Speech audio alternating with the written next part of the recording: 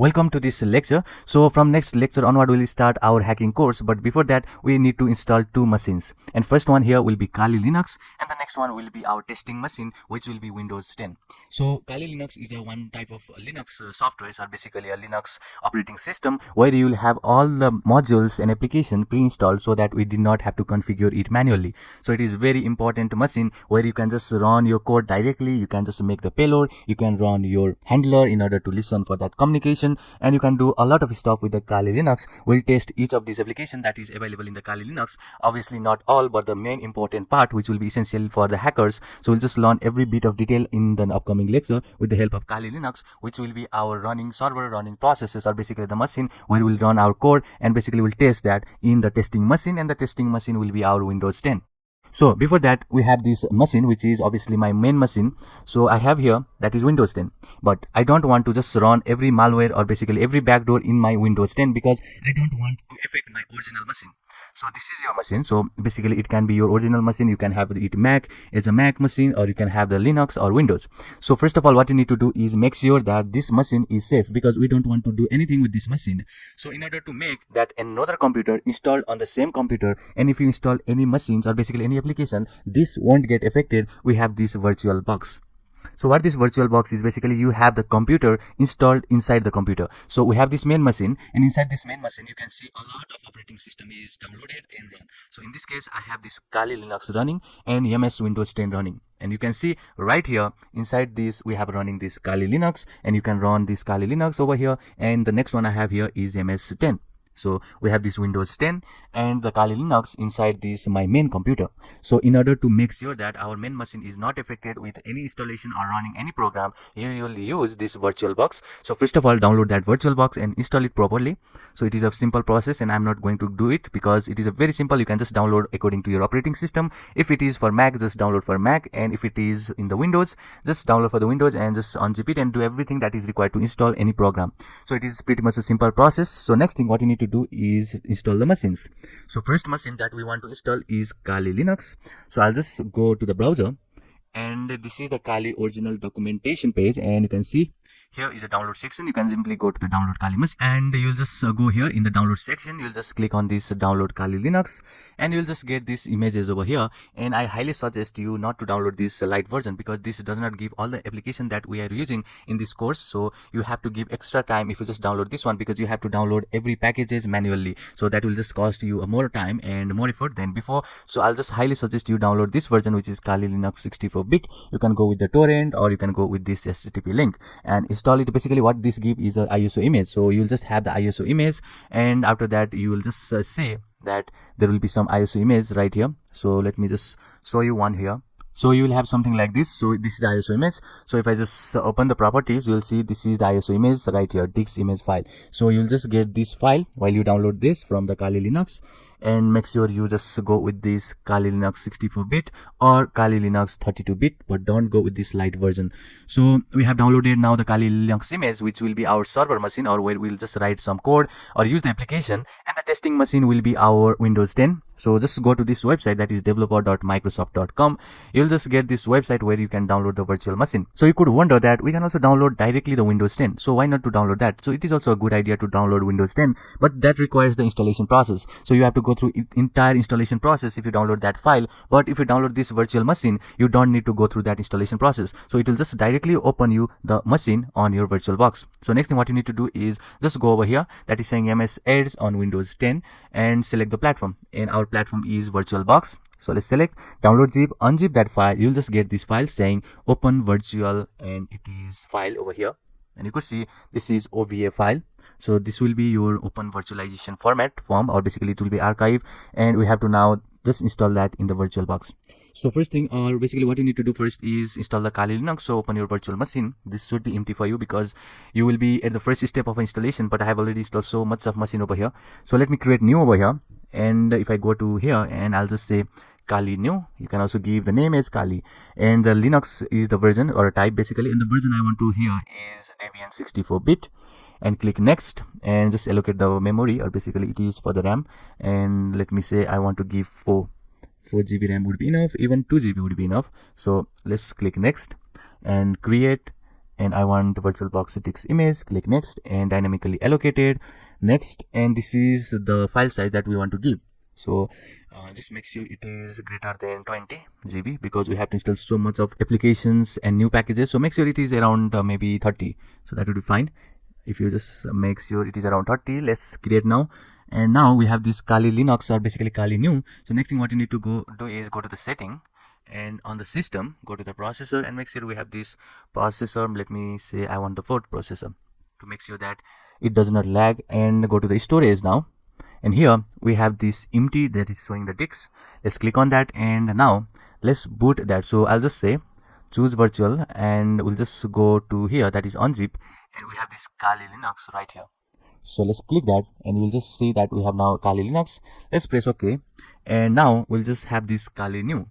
So next thing what you need to do is simply press on this start and let it give some time. So after you just grab that, it will just open this VirtualBox, and now it's time to install this Kali. So go to the install over here. Let's please press enter and let it give a time to load and everything, and let's wait for some time. So before that, I want also to install. Okay, it has already come up. So let me press English and United States, American English, and this will just load some of the additional components. Let's wait for some time. So in the meantime, you can also do something, that is install this MS-Edge. So this has not the same process as to install the Kali Linux. You don't need to create anything new. You can simply go over here and just double click.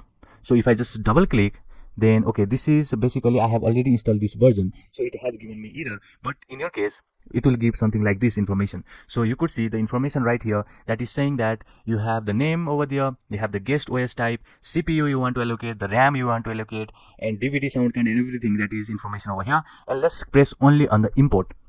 Now if I press import, it is going to take some time to import that, and you will just get over here. So before that, let's go to our Kali version, and let's see, we have right here. So in the Kali version, you can clearly see now it has asked to write the host name. So why I just did this, because we are just installing 2 machines at the same time. So it is very easy to install this Windows 10 because you can simply click, that is just press over here, and it is going to import the setting. But in the case of Kali, it is not possible. You have to do everything manually. So I have shown you over here. So only the process in the Windows 10 is basically only importing. So there is nothing to worry about. But in the Kali, let's go over here and click the host name. So this will be host name, and I'm just sticking with the Kali. And domain name, let me say empty. And now password. So it is very important because whenever you want to log in for the first time, it is also going to ask your root password. So make sure you just remember that password every time you just enter to the Kali machine. So let me hit my password. Let's hit enter. It is going to give us the new prompt to re-enter the password, the same password. And let's hit enter one more time, and now it is going to set up a clock.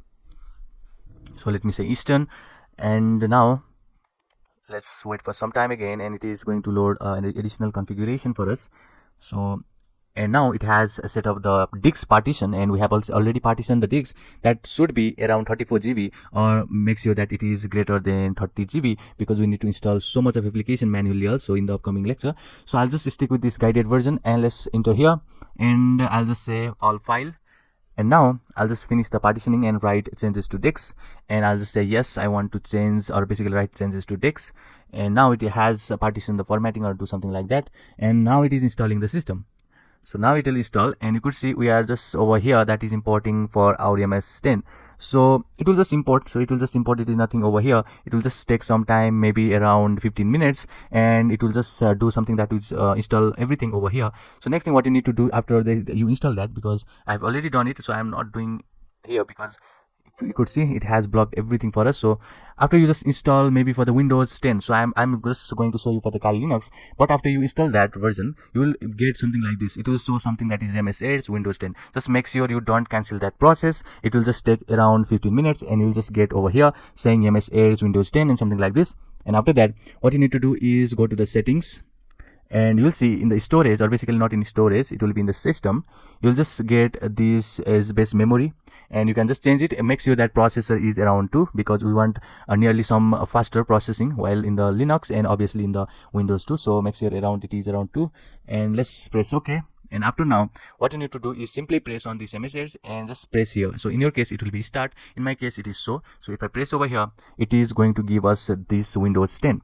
So you could see this is same Windows 10, and you can do all of this stuff over here.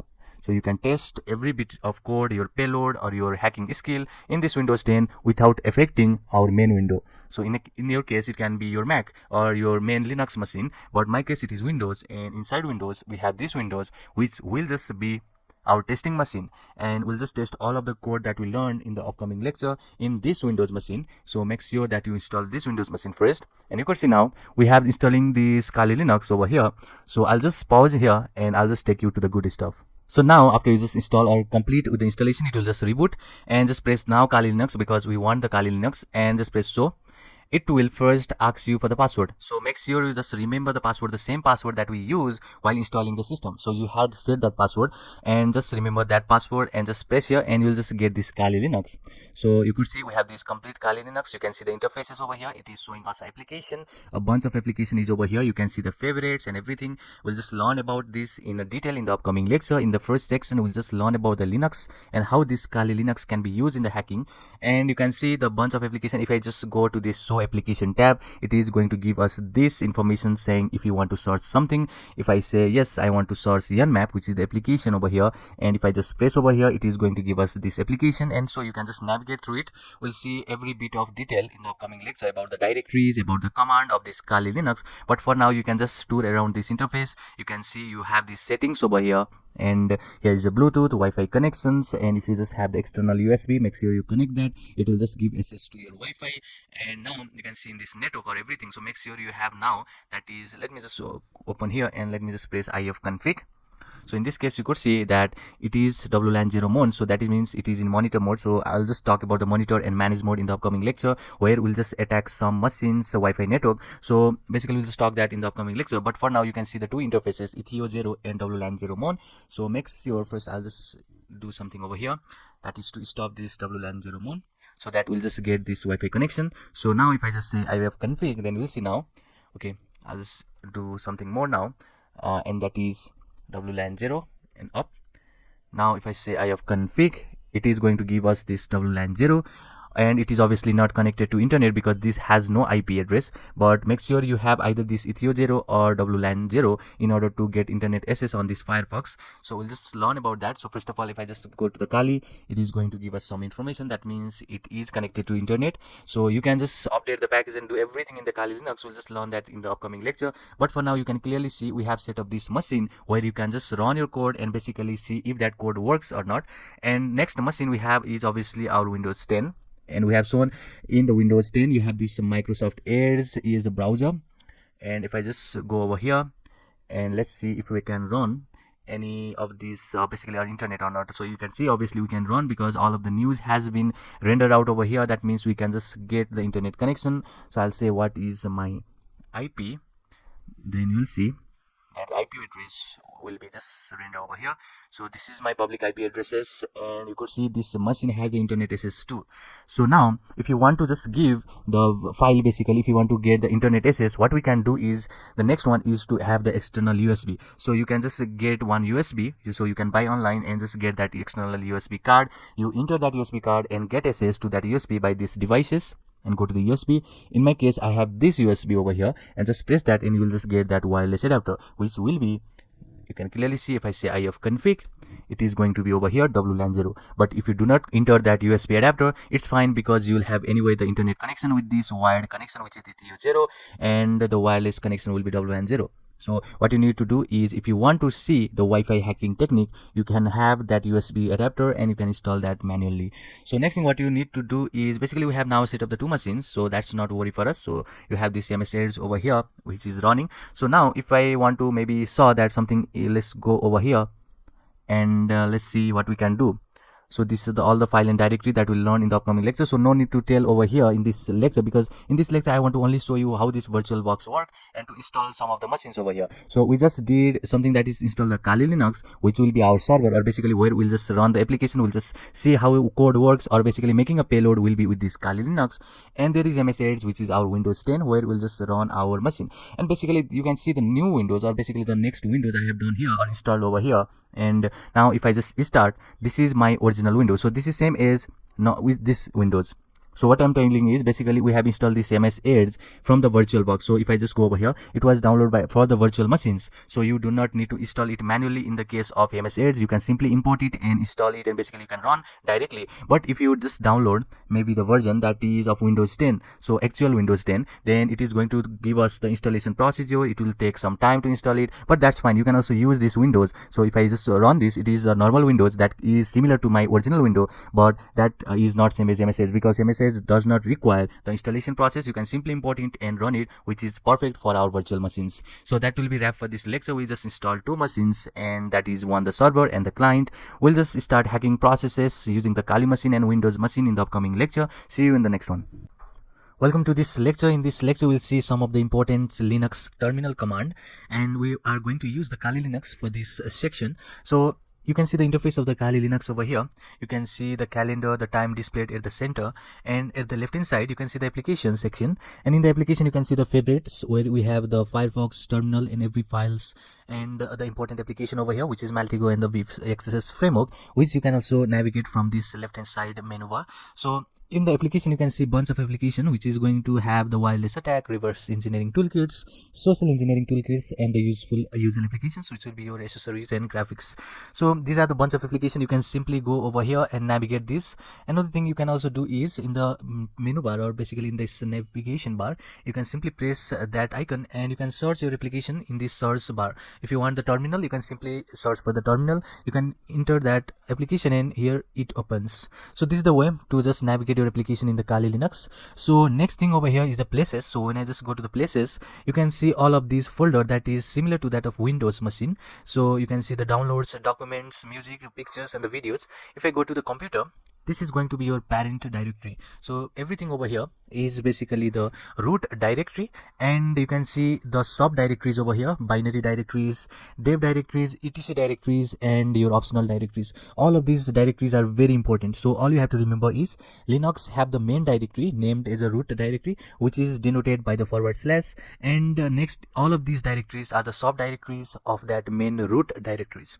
So you can see that we have a bunch of directories over here, which is first the bin directory, which stands for the binary, and it contains all the command that is to be executed in the Linux machine. When I just open here, you can see all of these commands. So you can see right here we have the, let me say, clear command. So you can see the clear command. So this can be executed in the terminal. So when I just go to the terminal, and let me write some gibberish first, and if you want to clear this terminal, you can simply press this clear command and press enter. It is going to be cleared. So this binary folder of this root directory contains all of the command that is to be executed in this Linux machine. So next one here is optional. So you can see that OPT directory right over here, which means optional, and in this directory all the program available will be installed. Like if you want to just install Chrome, which is third-party library that doesn't come as a pre-packed in this Linux machine, then you can simply download that Chrome or basically any application, third-party application, and that will be installed in this optional folder.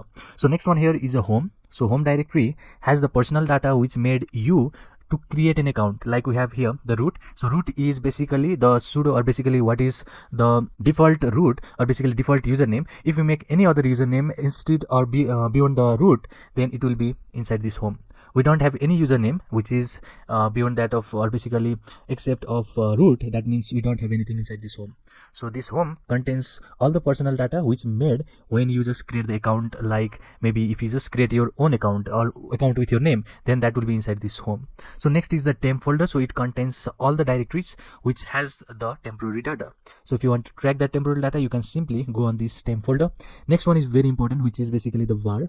So if you just open this var, you will get the bunch of directories. So this var folder contains the variable data that changes over the time. So you can see the www folder. If I just go to the www, you will see the HTML. So the page that is going to be rendered when you just run the Apache server is going to be this page. So when I just open this page, it will open in the leaf header, basically in this Mozilla, and this is the basically page that is going to be executed in the browser if you just run this Apache server.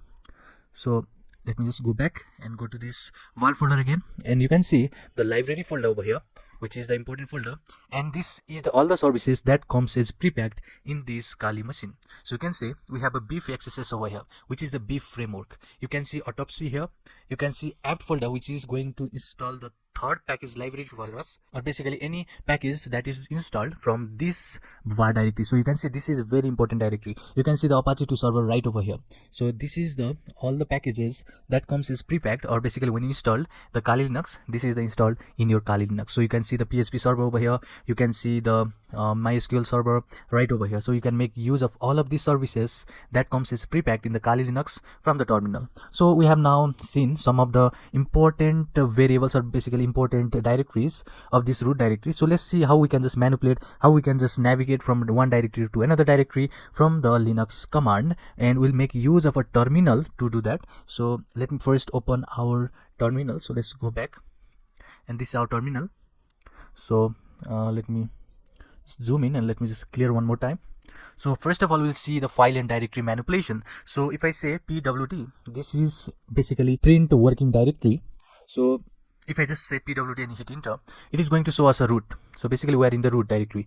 If I just change directory to desktop, and if I say again pwd, which is basically print working directory, it will change from root to desktop. Now our directory is desktop. So next thing is to change the directory. So in order to change the directory, you have to make use of cd. So cd stands for change directory. We have just done here, that is change directory from the root to the desktop, and desktop has been added to over here.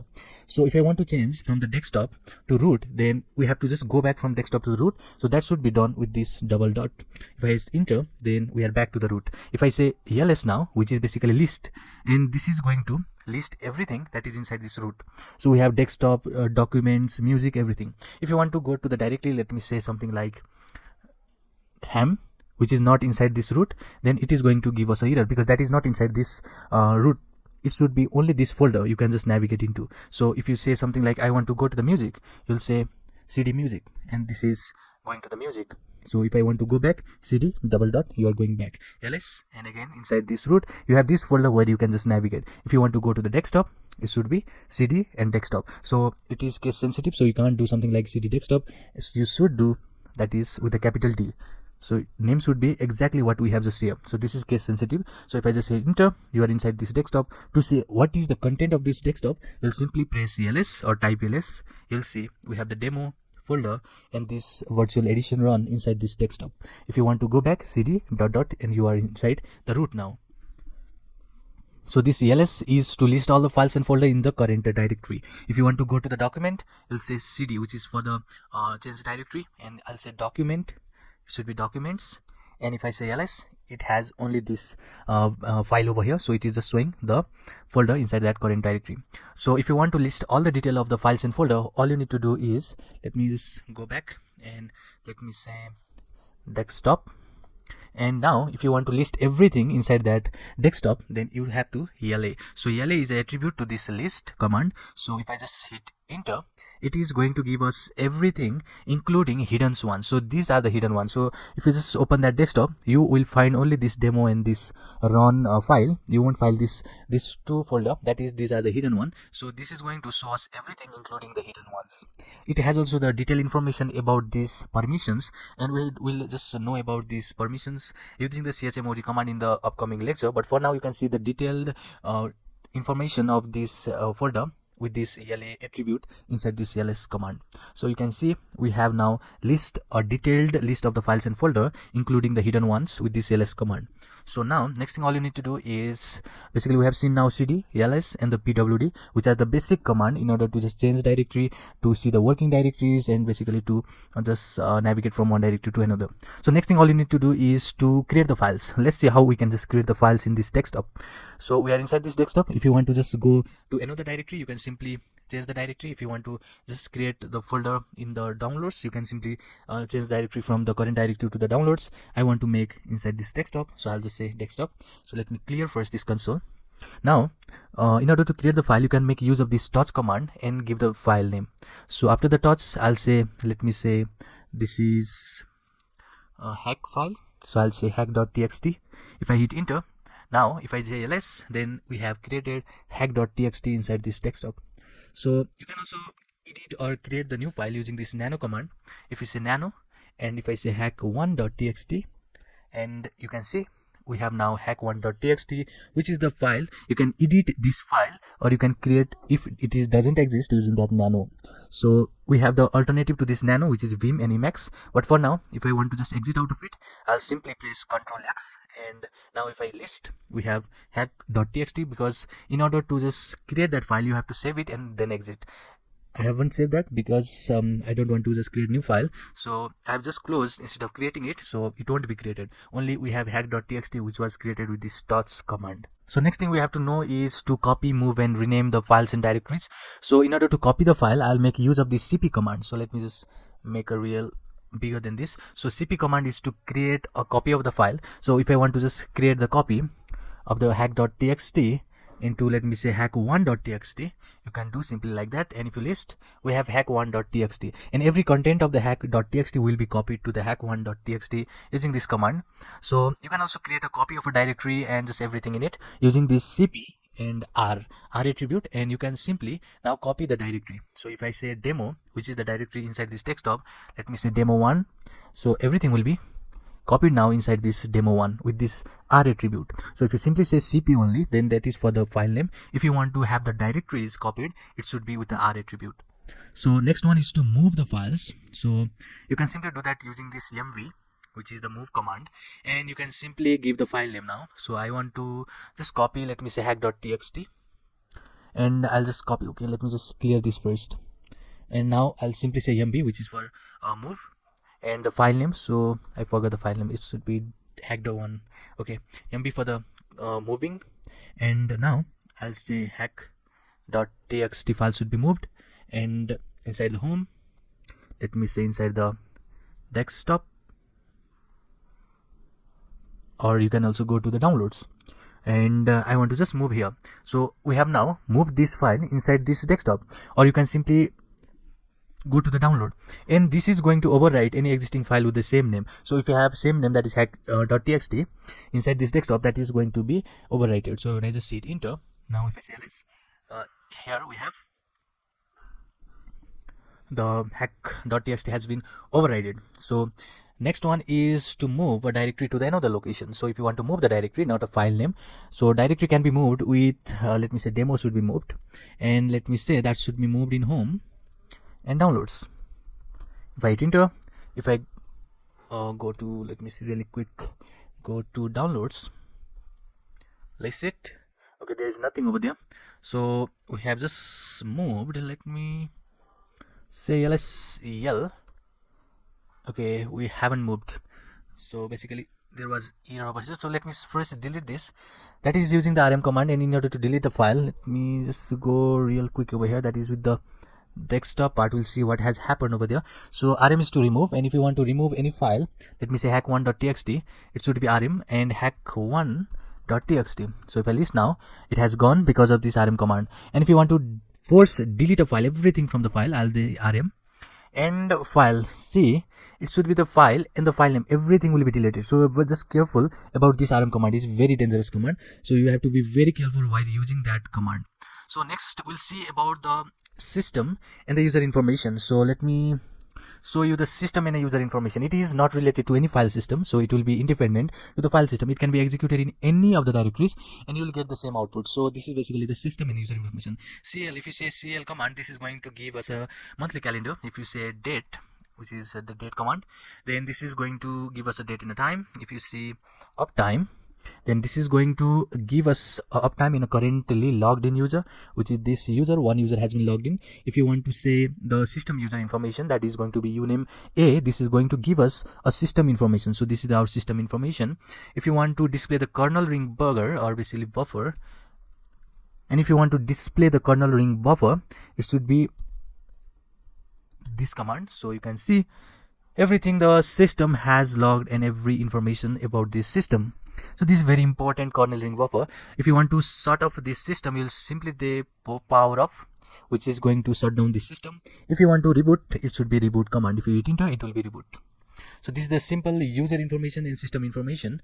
So you can also do something like to see the command or to display disk space usage. You can see d of h. This is going to give us a disk space usage. If you want to see partition table, you can simply say e of disk, and it should be, let me see, l or a. It should be l.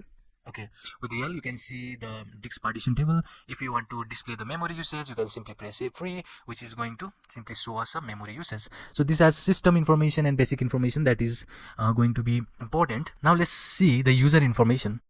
So now, in order to see the user information, first command would be who am I. So it is very important information. So if I hit enter, then it is going to say root. So this is your username. If you want to check who is online, simply press W and you'll see who is online over here. If you want to see the history of the executed command, you'll say history. Every command will be seen over here, every command that is executed in this machine. If you want to display the last login info of the user, it should be last command, and you'll see when the user has been just basically executed that command or logged in as a user. And you can simply display the user information with the finger root, and you can see this displays the user information. So next one, you can see the networking utilities command. So let's see the networking utilities command now. If you want to ping the host, you'll simply type ping, and if you want to ping any host, let me say google.com, you will just ping that, and you can see the IP information right over here. Make sure you have internet connection, and you will say that you are just pinging a host over here. You'll get every information of that host using this ping command. If you want to just stop that execution, you can press Ctrl and C to stop that running of that command. And now next thing what you can do is with this who is command and give the domain name. So if you want to see who is the host, you can say who is and give the domain name, which is alternative of this ping command. If you know the domain name, then you can simply type ping and the domain name. It will just give us IP. If you have IP and want to get the domain name, then you can simply type this who is command, and if you just pass this IP here, Control C, okay, Control C is not going to work in a Kali. You have to simply copy from here, and with this who is command, paste it after this who is printed, and you can see now it will give all the information about that organization, which is obviously the Google. Let me clear one more time. Next one is to dig. So if you want to just get the DNS information, you can use this dig command and give the domain. If you want this, then you can simply dig and you can get the DNS information of the google.com. If you want to get the name server information, it is with the ns lookup command, and you can simply pass here a name server. If you want to display the network interfaces, so this is important. If config, this command is a very important command. We'll see a lot of references to this if config, how to just configure your network adapter, everything in the upcoming lecture with this if config and ip config, iw config command. So I'll say if you want to display wireless network adapter, it should be iw config. So if I say iw config, there is no wireless extension over here. And if you just want to display the kernel IP routing table, all you need to do is, let me clear this first. So if you want to display the IP routing tables, it is the command which is netstat command, and if I just say R, it is going to give us the networking interfaces or IP routing table. So for now it is just the default over here, which is the IP, and gateway is not over there. We'll just configure all of these in the upcoming lecture. So if you want to check for the established and listening port connections, which can be done with this netstat. So if you just made a payload, and if you inject that payload in the victim, and if you want to just check for the connections or the ports, you can simply use this netstat command and antp command, and it is going to give us the information about the connections and the port. If you want to just display the ARP cache table for all the interface, you can do with ARP A. This is going to give us the information about the cache tables for all the interface. So these are the some of the networking utilities that we have in the Kali Linux and in the Linux basically. So these are the tools we'll be learning, and in the upcoming lecture we'll see how the information can be gathered, how the backdoor can be just created and that can be injected in the victim machine, and how to remain anonymous. So before that, you can simply go to your Firefox and any browser. So all you need to do is, I want to go to this Media College website and type Linux. After that, type commands, and if I just hit command, not commands, it should be only command. And if I just go over here and if I list all of this Linux command, you'll see the list of a Linux command over here. So all you need to do is simply see what this command does with this reference, and you can see the examples tutorial over here of this Linux command. I have tried my best to just get everything that is important. So we'll see about this apt command and chmod command in the upcoming lecture, and except that everything is been covered.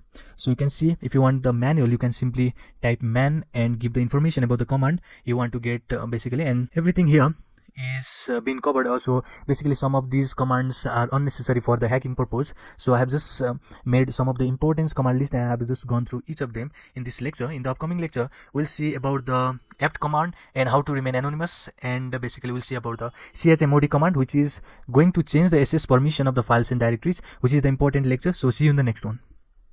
Hello and welcome to this lecture. In this lecture, we'll see how to install any other packages in this Kali Linux machine with the apt-get command. So if you have ever installed any software in the Kali Linux or any Linux distros, you should have get familiar with this apt-get command. So it can be any distros like Ubuntu or any Kali Linux, and this is the machine that is dependent on the Debian Linux or the DPKG packaging system, which stands for Debian packaging.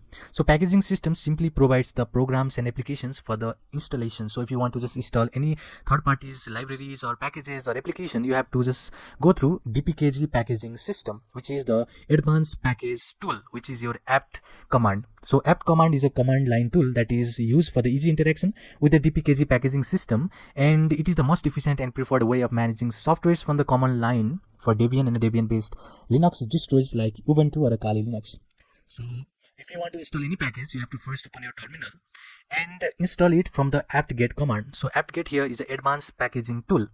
So if you want to use the apt-get command should be used with the administrative privilege. So it should be with the root privilege in the Kali Linux and with the sudo privilege in the Ubuntu. So if you want to use apt-get like this apt-get, it should be with the sudo command, or basically it should be with the administrative privilege. So if you are familiar with the Windows system, you normally open your command prompt or basically the shell with the administrative purpose, or basically if you just open, okay, we don't have over here, so let me say cmd, and if I say run as administrator, and if I just press OK over here, it is going to be executed into the administrator privilege. So same should be done in the case of this terminal. So it is done with this sudo command. But in the case of Kali Linux, you don't have to do this because we are initially with this root privilege. So we are basically using this root. That means we don't have to do sudo. We are basically executing every command with this root privilege, which is administrative or super user privilege. So it will just deal with all the aspect of the system, either in the Ubuntu or the Kali Linux. And basically in the case of Ubuntu, you have to make use of sudo command to install any application on your system. So if you want to just update the package database, we have the command here, apt-get command. So you have to do something like apt-get and update. So every time you are going to install any new application, let me say now we have to install VLC player in this machine, you have to first update all the package list before installing that new application. So you have to first update this package database with this command. So when I just say apt-get update and press enter, it will just work with all of this library. So all you need to do is simply have the internet connection and wait for a moment. So package database has been updated successfully with this command. So now next thing you have to do is install your application. So installing application is basically with this apt-get command, and now instead of update you have to type install and your package name, or basically your name, or you can also say the command that is going to install the package. So in my case I think it is VLC. Let's hit enter and I'll say yes, I want to install it. So it is going to check for the headers, and now it should be downloading all of our package in order to install that application, and let it give a time to download everything. So now I think it is installing some new package. So I'll just give it a time to work. Let's see if this. So finally everything has been set up. So we have downloaded it successfully. So let's go to our application section and let's search for the VLC, and let's see if this has been installed or not. So I'll just go over here and type VLC, and we have here the VLC media player. So we have successfully installed our VLC. So next thing what you need to do is install the Terminator. So Terminator is the advanced terminal. So we have this terminal. We want to just install the advanced terminal with this apt-get. To install any package, it should be the install command and Terminator. If I just hit enter, it will ask if you want to just install that, and it will do the same task that was done for the VLC player, and let it give a time. It is saying the 1 minute, so I'll just pause right here and I'll just go back and see what we have the next thing to do. So let me just open new window for now, a new terminal basically, and it is downloading over here. I'm saying new window, but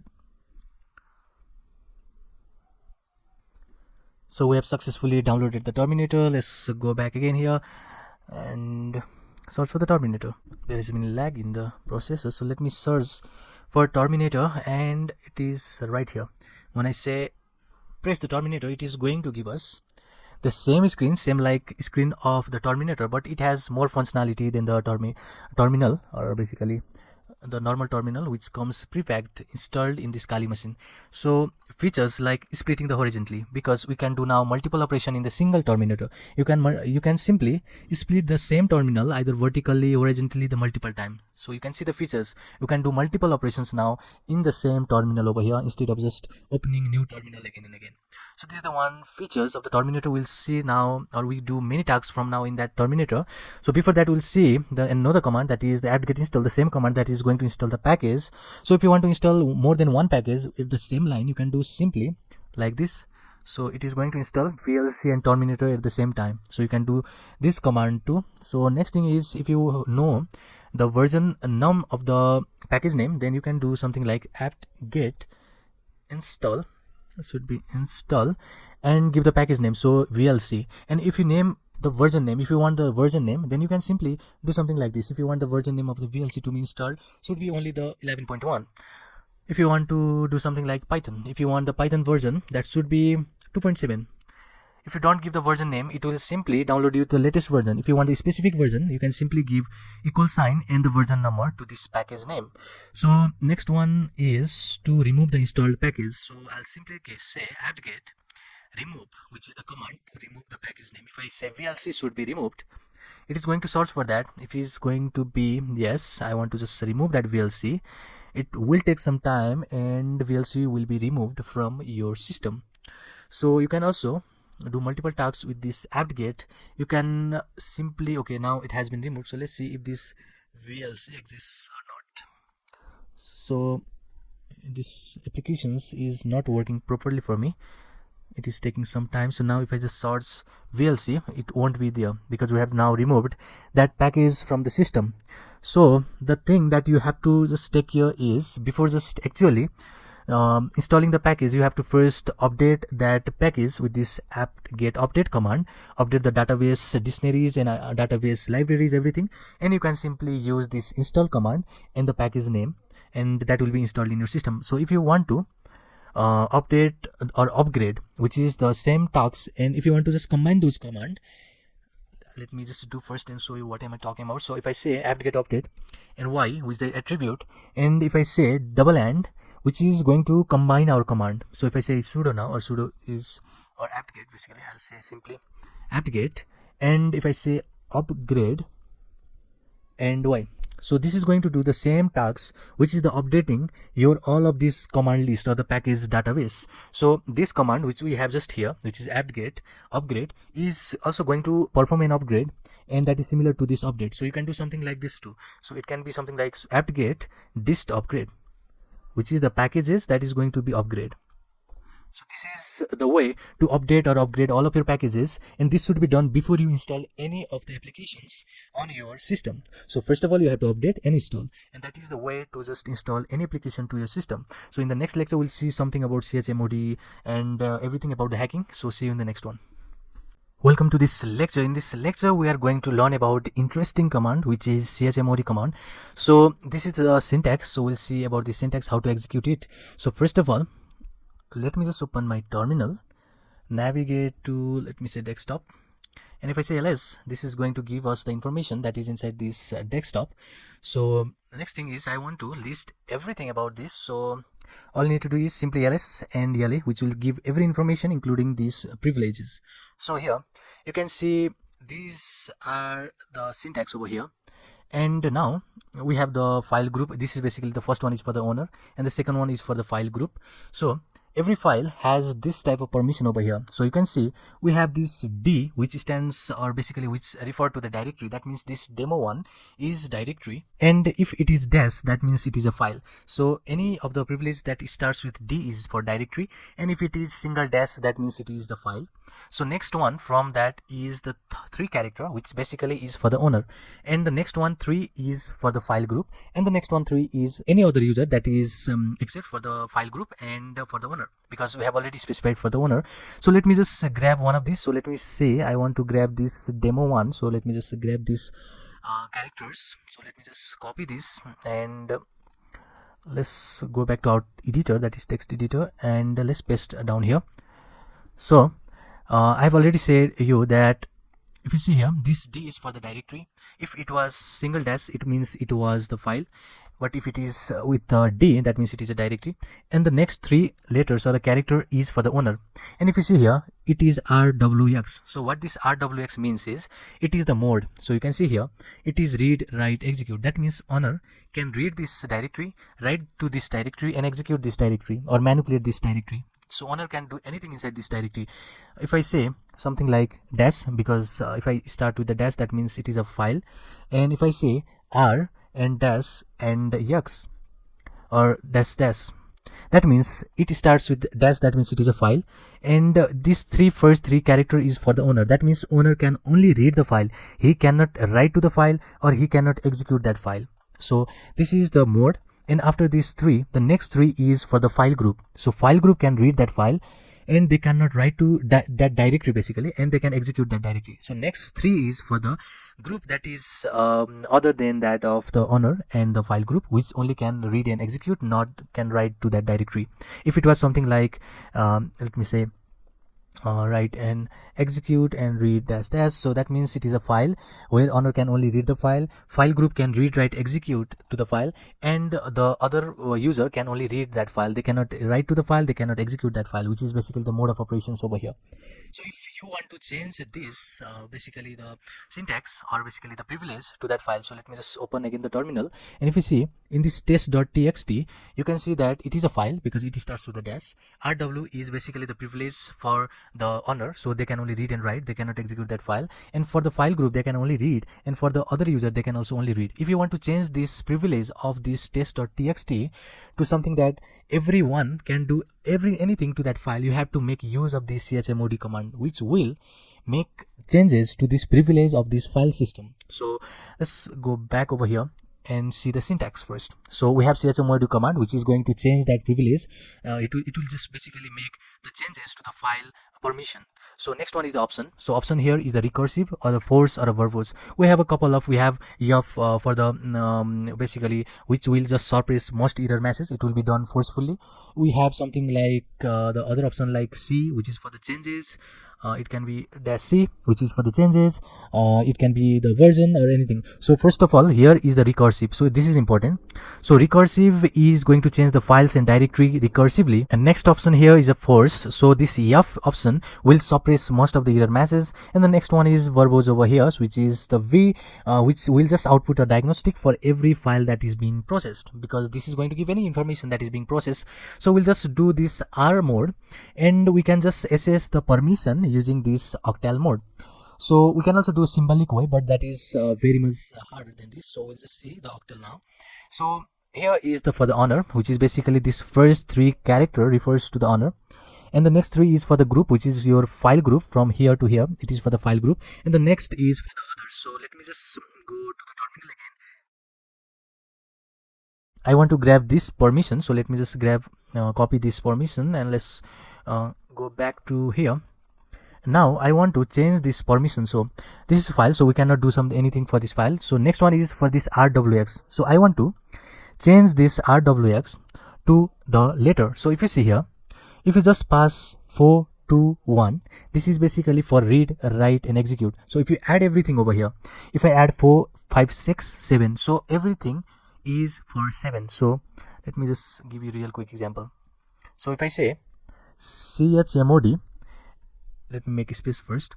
If I say chmod and I want to give the letter, I want the file to be read by everyone, executed by everyone, and write by everyone. So first 7 refers to the owner. So if you just give 7, that owner is going to read, write and execute. But if you give something like only 2, if you just give only 2, the owner cannot read. So this is not possible. But if you just give 2, the owner cannot read, he can only write, and he cannot do executions to that file. If you do something like only 4 over here, the owner only can read that file, he cannot write, he cannot execute. So all you have to do is you have to add all of these letters or all of these characters in order to give the permission. If I say 7, then this first 7 is for the owner, and he can read, he can write, he can execute, because 4 plus 2 is 6 and plus 1 is 7. For the second character, it is for the group. So if you want to assign the permission for the group, if you assign something that is character 7, this 7 refers to the group, which indicates that that file group can read that file, write that file and execute that file. If you do something like only 4, then that group can only read the file, they cannot execute the file, because 2 is for the execution. If you say something like 6, then they can read that file, write that file, but they cannot execute. If you do 7, then they can do everything. So next one is, if you just pass again 7, that is for the other user, which is not belongs to owner and the file group, and they can also read that file, write that file and execute that file. After that, you can simply pass here text.txt or any file name over here or any directory name. So this is the way. So if you want to change the file name, which is for this test.txt, all you need to do is use this command. So let me just copy this, which refers that we are doing these changes to the file recursive mode, in the recursive mode, and 7 means this file can be read and write and execute by the owner. Another 7 means this can be read and write and execute by the file group, and only 4 means it can be only read by other user, they cannot write and execute. So let me just copy this and go to the terminal, and you'll simply say here that is in the recursive mode 774 was for that permission, and give the test.txt. It is test.txt, which is your file name which you want to give the permission. So if I just hit enter, now if I say lsl, it should be lsela, then you can see now permission has been changed. So you can see it was something that is with the white over here, now it has turned to the green, and you can see the permission now has been changed like here. So it can be read, write, execute by the owner. It can be read, write, execute by the, let me just make bigger. So it can be read, write, execute by the owner. It can also be read, write, execute by the file group, but it can only be read by other person, that is not owner and the file group, which was assigned the number, which was basically assigned by this number, which is 774 over here. So first character is for the owner, second is for the group, and the third one is for the other people or other user that is going to just access this file. So this is the way in order to assign the permission to the file with this mode, read, write and execute mode. And this is the simple options, like we can use the recursive mode, and mostly we'll use this recursive and force mode, and use this mode, and that is basically your read, write, execute, which should be assigned with this character way, in this octal way, which is basically assigning by this character. 7 refers that they can read, write, execute, and basically we'll just assign this character to that file name to assign the permission to each of these file names. So this is the way to just use chmod command. In the upcoming lecture, we'll see now the further aspect of the Kali Linux and how to just make use of this command in the hacking. So see you in the next one. Welcome to this lecture. Let's learn about some basics of networking in this lecture. So first of all, you can see we have these 4 modules that is available in this network, and basically we have this client and server. So they communicate with each other so that we get the services like email and a web page. So there is this browser, which is the client. It make a request to the server, which is connected to the network, and it will just get the response as a page to the client web addresses, or basically to the client web browser. So this is the first module, and the next one is very important, and it is IP addresses and the MAC addresses. It is how the device on the network can be found. So if you want to send any information, it is done with these 2 modules, and it is IP addresses and MAC addresses. And particularly MAC address is the logical address in which the device can be found on the network. So based on these MAC addresses, we'll just find the particular machine. So what we can see is the MAC addresses is only the particle, or basically it is only the way so that anyone who is doing illegal work can be traced out. So if you want the anonymity, you have to try hard not to just get a leak of these MAC addresses and even the IP addresses. We'll see that in the lecture where we'll cover how to remain the anonymous in Kali Linux. And you can see the third building block, and it is about the network hubs, switches and the cable. And you know that is we have these connections in order to support the networking, and it is a hardware building block of any network. And the next one is router and a firewall.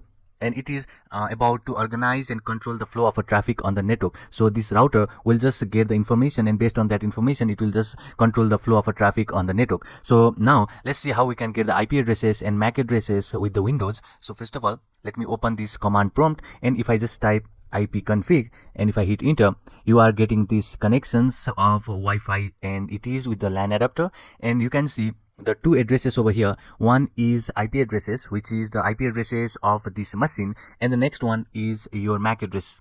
So this MAC address is different on different computer. So you will have different MAC addresses and IP addresses, and based on these MAC addresses, the information will be given to the particular computer correctly. And you can see the gateway right here. So the first subnet of any IP addresses will be the gateway. So you can see that we have the same network, and the first subnet is your gateway, which is default gateway. So you can get this information with the help of ipconfig in the window. Let's see on the Linux. So I have here the Kali Linux, and I'll just say ifconfig, and if I hit enter, then you could see right here we have the ether as in MAC addresses, and the IP addresses is not here because we have not activated any device over here. So we'll see that in the upcoming lecture, but it is the way to see the IP addresses and the MAC addresses in the Linux machine. So back to here, so you can see that we have this data frame containing the header and the data. So data is basically the actual information in the bits, and header is what we contain of these MAC addresses. So we can clearly see that this header is composed of these MAC addresses, which means it has source MAC address and destination MAC address. That means with the header information, you will deliver the information correctly to the particular machine. That means this MAC addresses is a logical addresses which determines where this data should be sent. So you could see that we have this simplified ether data frame. So data frame is composition of the header which contains of these MAC addresses and other information with this data that need to be sent. So you can see our modules are made up of these four informations, and that is client and server, which are the two physical machine that are going to do the connection or the communication, and one will just do the request, another will just give the response. The next one is the IP addresses and MAC addresses. This will determine where the data or information should be sent within the network, and you can see the switch and cables which is going to build as a network. And next one is a router and firewall. They will organize and control the flow of traffic within the network. So let's go down and let's see this page over here which shows this diagram, and this diagram is very important diagram. So let's assume that we have this public network and the private network. So in the private network, the first gateway will be your gateway, default gateway, or first subnet of your network will be the default gateway. So over here we have this machine that is connected to Wi-Fi network, and each of these have these IP addresses. So this .1 refers to these IP addresses and last subnet over here, and you could see that this is going to deliver the information to the computer. So to send an IP packet to the network device, the sender or this router needs to know the IP address of the destination device. So if they don't know the destination device IP address, it is not going to send any information. So the IP address will be used to get the data packet to the final network segment. So in order to deliver the packet to the final destination, the MAC addresses of a destination computer must be also known. So the protocol should be used, and that protocol is ARP protocol, which stands for Address Resolution Protocol. So it is used as an Ethernet broadcast to query the nodes on the network. So the query will be something like which node or which of these devices has the IP addresses or a destination IP addresses, and they will say send me that MAC addresses. So that will be the information that is done with the ARP request. So ARP request is done so as to get the MAC addresses, so that information will be sent correctly to that machine. So in order to see that all the node will see that query, that is the query that is done with the ARP request, but only the node or only the computer with that destination IP addresses replies. Other all will ignore that message, and only the machine that has the particular MAC addresses will reply, and in that way there will be the communication. One will send that ARP response, and there will be complete communication with this ARP protocol. Welcome to this lecture. In this lecture, we're going to talk about the way in order to gather the information before beginning to attack or before beginning to pen test any applications or any client. So first of all, what is information gathering? So information gathering is a technique that will help you to explore about the clients. So we'll get the MAC addresses, we'll get the IP addresses, we'll get the ports that is opened in the client side, we'll get the information of the operating system, we'll get all the information that is about the open port, and basically the attacks that can be valid on the client. Because if you even know the operating system that the client is using, you can just get rid of all of these payload that is not available on that operating system. Because if you just see that if I made the attacks on the computer that is not discovered yet, that means I have to make the whole lot of payload. payload. I have to make for the Mac, I have to make for the Linux, and I have to make for the Windows, and I have to try one by one. But if I know directly that the OS is Windows, I can just get rid of all of these payload that is not required in the case of Windows. So that can be important information. And second information is about the IP addresses. So if you are in the same network, you can get easily the IP addresses that is connected to the network. So you can just get the information directly. You can work with the man in the middle attack. You can just DNS spoof. You can just inject some of the keylogger. You can just make a B framework that is to exploit the browser on the client, that is to gain access of Firefox on the client side or any browser on the client side from the DNS or ARP spoofing. So these are the techniques, and this is a very important topic because information gathering is not about only the IP addresses and MAC addresses. It will also give the information about the ports that is open. So in this lecture, we are not going to code or do anything. The coding section will be in the later part of this course, where we'll just learn how to make this Nmap scanner, port scanner with the help of Python programming language, and that will be very interesting lecture because we are going to make a whole Nmap scanner with the help of Python. But in this lecture, we are going to learn about this tool that is given with the Kali Linux. So there are a couple of tools. You can also see the Net Discover. You can see the Auto Scan. Auto Scan is a third-party library. It doesn't come pre-installed with the Kali Linux. You have to download first Auto Scan and you have to use it. And the third one is Nmap, which is very popular. So let's see this of this tool, and this will be all about this lecture. So before that, just make sure you know about the information gathering and what we can get from the client is very important before hacking to the client, because we have to gain information about not only the user, we have to get information about the machine that the user is using. So that will be very important in the first step you should take while hacking any computer. So first of all, what you need to do is I'll just go to the terminal, and we are going to use the first and very easy method to discover the IP addresses and the MAC addresses that is connected to this network. So that is the critical information that you can gather by the Net Discover. So if you just see, if I only get the information about the clients that are connected to my network, I can inject the keylogger. I can do multiple tasks using the man in the middle framework and plugin that is given by the man in the middle. So it is also important to know about the clients that is connected on the same network. So that is done by this Net Discover. So it is the way to use it. If you want the help, you'll just type help over here and you'll get all the information about this Net Discover.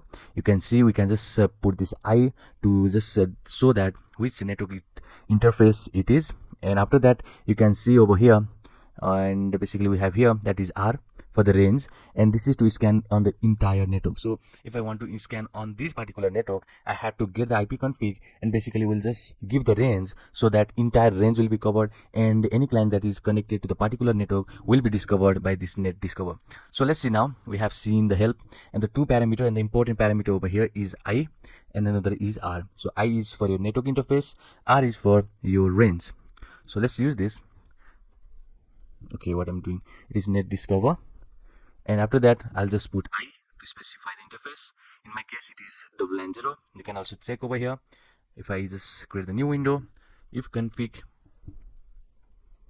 and you can see we have this interface $0. You can also use this Ethio0 interface, which is the connectivity that is given by the actual network on your computer. So after that, you can see that we have this Net Discover. So next thing is for the range. So I want to discover that is the client connected to this network. That means I have to first give this a subnet, which is 192.168.1.1, and after that, if you want to cover that is from this port to maybe 254 more subnet, you have to give this range, which is /24. So this will cover everything that is connected to your network. So if I just hit enter, it is going to give us IP information. It is going to give us the MAC address and the length and the MAC vendor, or basically this is the MAC address vendor. So this is the company which is showing that this product is of Racecom and something like that. So we can clearly see over here, we have just discovered some of the networks, which is giving us the IP addresses, MAC addresses, and this is very useful information. If you just gather this, even the IP addresses, it is going to be one of the information and a critical information for your man in the middle attack. So after you just get that IP addresses, you will inject some code, or you can also inject some payload directly to that IP address, and you'll execute that payload and make the complete access to the client computer through the reverse shell. You can also put some update information or fake update information to the client by the main in the middle attack, and you can also get the access to the client from that reverse shell. So we'll just cover this reverse shell, or basically the way to connect to the client, in the upcoming lecture. But for now, you can see that we have gathered some information about the IP addresses and the MAC addresses. We'll see how to use them in the next lecture. But for now, you can see that this is the one tool, which is NetDiscover, and we are going to code this whole NetDiscover, or basically Nmap, whole Nmap scanner, port scanner application through our Python code, and we'll just do that from scratch. So we'll see how this work and how we can make use of the Python modules and packages to make this complete application that is available in the Kali Linux. So you could wonder that if there is already application, why we are making it. So here the important part is, if you make by yourself, then it has more chances that it is not detected by the antiviruses. So it doesn't count in the case of the scanner, but it counts in the case of the payload. So if you make your own payload, if you make your own viruses, if you make your own backdoor, if you make your own maybe the malware, then it has less chance to be detected by the antiviruses. Instead of making the payload from this Kali tool, maybe using some frameworks like the Whale framework or Eagle framework and something like that. So instead of using that, you can just make use of your own Python code, your own auto-hit code, your own scripting code, so that you can bypass as much as antiviruses you can and make your code and payload much more effective. So you can clearly see that we have this application which is showing us the IP addresses and the MAC addresses. So the next and important application that we are going to do here is the Nmap. So it is very powerful application, and it has so much range to scan. And basically what happens is, we have the varieties of scanning process that is inside the Nmap, and we are going to code that each of the features of the Nmap with our Python code in the later section, and I have already studied that. So let's search for Nmap, and you can see there is a Nmap. So first of all, let's search for this Nmap. So this is the application that is going to scan us every information of the client that is connected to the computer, same as NetDiscover, but this Nmap is much more advanced than NetDiscover. So you can clearly see the GUI interface. So what you need to do is simply pass here the target. So I want to discover again, that is the same client that is connected to my network, and in order to check for every client, you just give this /24 to cover every subnets of this network.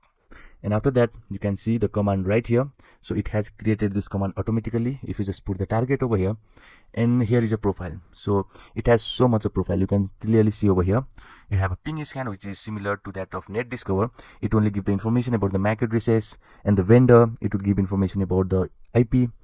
And here is intense scan, which is much more powerful. You can also see this quick scan, which is also powerful scan. So first of all, let's see for this ping scan. You can see this scan button right next to it. So let me press here, and you can clearly see that we just got our result within a second, and it is because ping scan doesn't take any much time, and it is faster than NetDiscover. You can see we have the 3 client that is connected. One is our network interface, or basically our router, and after that you can see here information. One is desktop and everything over here. And the next scan is, I want to check, is a quick scan, and let me just scan it. And it will take obviously the more time than the ping scan, because it is going to discover more information than that of ping scan.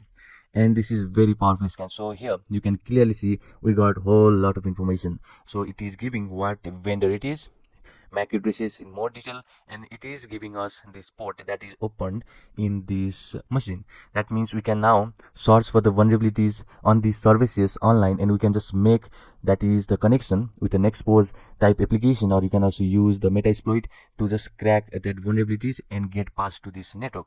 So you can clearly see we just gathered so much information from here. You can see in here that is the open ports that is available on this machine. So this is a quick scan. So let's go for the intense scan, and let's see what this will discover. And it is going for now Nmap scan first, and it has been discovering open port, and you'll see it has shown for every host that it has tried. So for the host that is not available, it is showing host down, and the host that is available, it is showing host up. So after that, you can clearly see we are scanning the 3 hosts. It is still trying, so it is initializing the OS detection. That means it will search which OS these clients are using, and you can clearly see this information are very critical. It can be or basically it has discovered some open port on our gateway, and you can see here some information. It is running, so it is still scanning for the two hosts, and basically it is trying to gather some information about the operating system. So let's wait for some moment. So it is taking more time than we expected, but it is going deep in order to get every information that it can uncover from the clients that is connected to our network. So you could wonder that why this information is so useful. So these clients are basically the computer that is connected to your network. So first thing, what you can do with the IP is you can just be man in the middle. That means you can work as a router for the client, and you just say that I'm a router to that client or to your window machine or to the machine that you want to hack. So that means every packet that is sent from the client is passed through you or through Kali machine, and every responses that the router give to the client is also from us. That means we can just get every information that is passed to the client.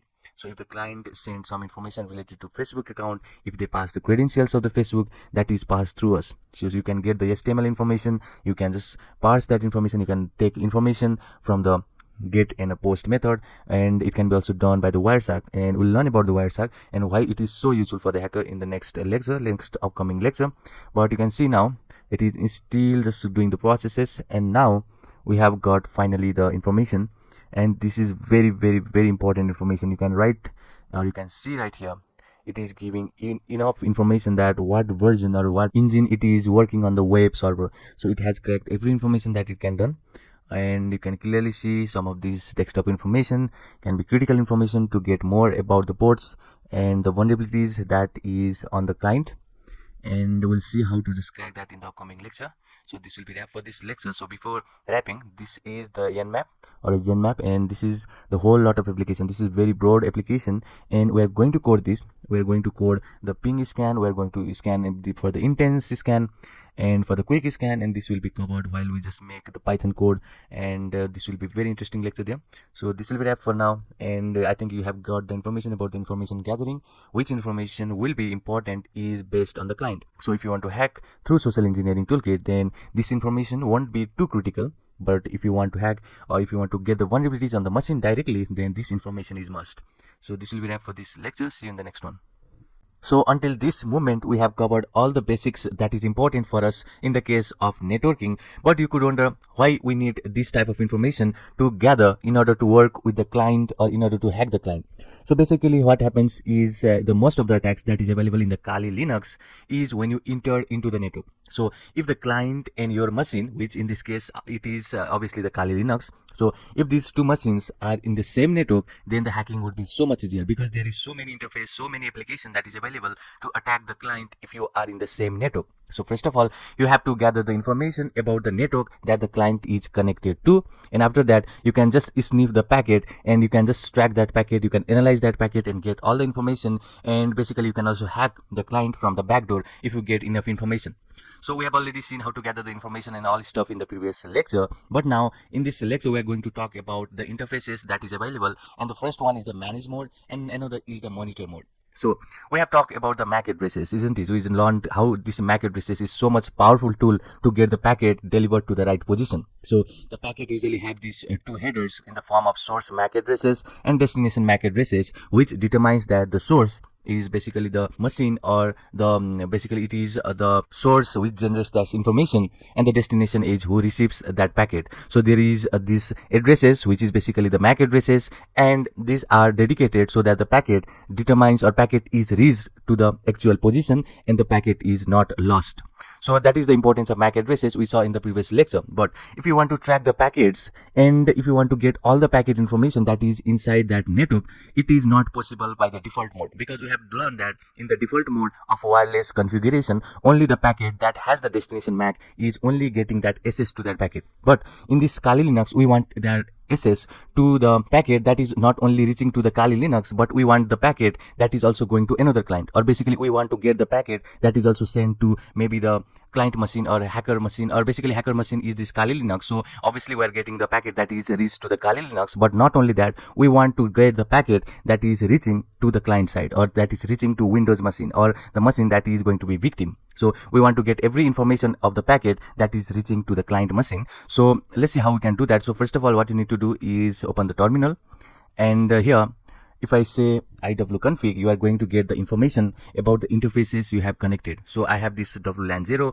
which is wireless network adapter I have connected, and you could see here that the mode is manage mode. So there is a two type of mode. So one mode is a manage mode and another is a monitor mode. So this manage mode is a default configuration. That means the packet that is sent only to the Kali Linux is only it is only responsible to send the packet only to the Kali Linux. So we cannot monitor, basically we cannot get SS, or basically we cannot get any information regarding to the packet that is sent to the another machine. We are only getting the packet that is sent to this machine or to the Kali Linux. But if I want to snip the packet that is sent in this window machine, then it is not possible, because we are in this manage mode, and the manage mode is a default mode. It is not going to do anything about the information that is sent to the another machine. So first of all, if you want the information that is sent to this machine, which is this window machine, you have to first connect to the same network, because in this case we are going to snip the packet, and that is the main reason that we want to get the information about the network. So in order to get information, or in order to hack the network, we'll just talk about some of the ways in the later lectures, but for now let's talk about these two modes.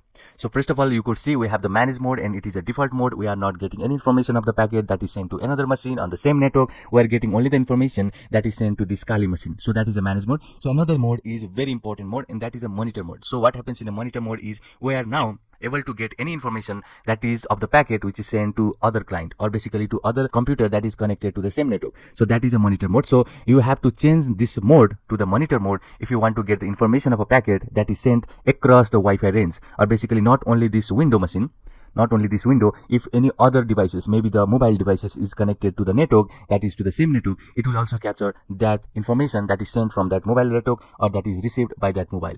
So in order to change, we have this application here, is earmon-ng. So this is going to change our manage mode to the monitor mode. So this is the application. So first of all, let me just enter earmon-ng, and let me just hit enter. And you are going to get the information about the interface over here and the chipset. So this is my USB connection, and you could see the driver over here. Interface is WLAN 0, and it is manage mode. It has not been changed to the monitor mode. So you can see the information right here. So if you want to change now from this manage mode to our monitor mode, which is able to capture all the information, and I have told already the importance of the monitor mode. So now if you want to change it, you first type earmon-ng, it is the application, and after that we'll just say start WLAN 0. So this is our interface, WLAN 0, and if I hit enter, it is going to kill the network manager, DHCP client, and everything. So these are the application or a process that is going to give us the internet connection. So now you could see clearly we are now in the manage mode, or basically we have changed from the manage mode to the monitor mode over here, and it is normal to get cut off from the network access. So if I just run the Firefox, then let me say I want to go to maybe YouTube, then you could see I'm getting this internet access, but it is not from this WLAN 0. It is from the another interface, and in this case, if I say I have config, then you'll see we don't have any connection from this WLAN 0 mode, which is my monitor mode. We are getting this internet connection from this Ethio 0. So you will have the internet connection, but it is not from now network interfaces, because our network interfaces is down. So that is importance of this part. So next thing what you need to know is, if you want to get any information that is sent over this Wi-Fi range, you have to be in this monitor mode, and after you get into the monitor mode, you will get cut off from the internet connection. But if you have any other interface that is active, you will obviously get that internet connection like we see in our lecture. So next thing what you need to do is, if I now say that is iwconfig, and this is going to give information about these interfaces, and I'll just say WLAN 0 mon. So in your case, this monitor mode can have the different name. In your case, it can be something like mon 0. So this can be also the next monitor mode. So what you need to do is simply type ifconfig and see what this WLAN 0 is changed to. So in my case, it is WLAN 0 mon. It can be mon 0 for your case, like this. And if it is also the WLAN 0 mon, then you will see that if I hit enter, now you could clearly see our mode has been changed from the manage mode to the monitor mode. Now we can get information of all the packet that is not only sent to us, but it is also sent, or basically the packet that is sent to this machine or any machine that is connected to this network or to this IP host or IP range or Wi-Fi range, whatever you call. So the mode to change from the manage mode is by using this earmon-ng application. We'll see also the next technique in the upcoming lecture, but it is the simple and most effective way to change from the default mode of manage mode to the monitor mode. And this will be wrap for this lecture. See you in the next one. Welcome to this lecture. So in the previous lecture we saw how we can just get from the manage mode to this monitor mode using this old method of ermon-ng. So what you need to do now is, after you start that ermon-ng, you can also stop it using ermon-ng stop. And in this case we don't have wlan0 as interface, because you could clearly see we have wlan0 mon. So if I hit enter, and now our interface is back to normal, you can simply say iwconfig or iwconfig wlan0, and you could see now we are back to our manage mode. Now you can get access to your internet connection, but we are again to the manage mode. So manage mode is the default mode, and it is not going to sniff any packet that is across the Wi-Fi range. It is only going to trace the packet that is only sent to this machine. So now let's talk about another effective method to convert from this manage mode to our monitor mode. So let's talk about that, and it is the very effective way to do that. So I have already shown you. Now we are in this manage mode, which is the default mode. Now let's convert it. So first of all, as always, in order to just convert from the manage mode to the mode which is the monitor mode, you have to first make your wlan0 down. That means we have to just make cutoff of that network interface. So if you want to convert maybe the MAC addresses, or if you want to convert from this mode to another mode, you have to first get away from your internet connection. That is by cutoffing your, or basically we'll just remove that network interface first. So if I hit enter, now if I just wait for a moment, if I just say ifconfig, you'll see that we don't have now interface which is wlan0, because we can clearly see we use this method to remove our interface. Now we have to change to the monitor mode. So if you want to change to the monitor mode, you can do with this command, and I want wlan0 and the mode will be monitor mode.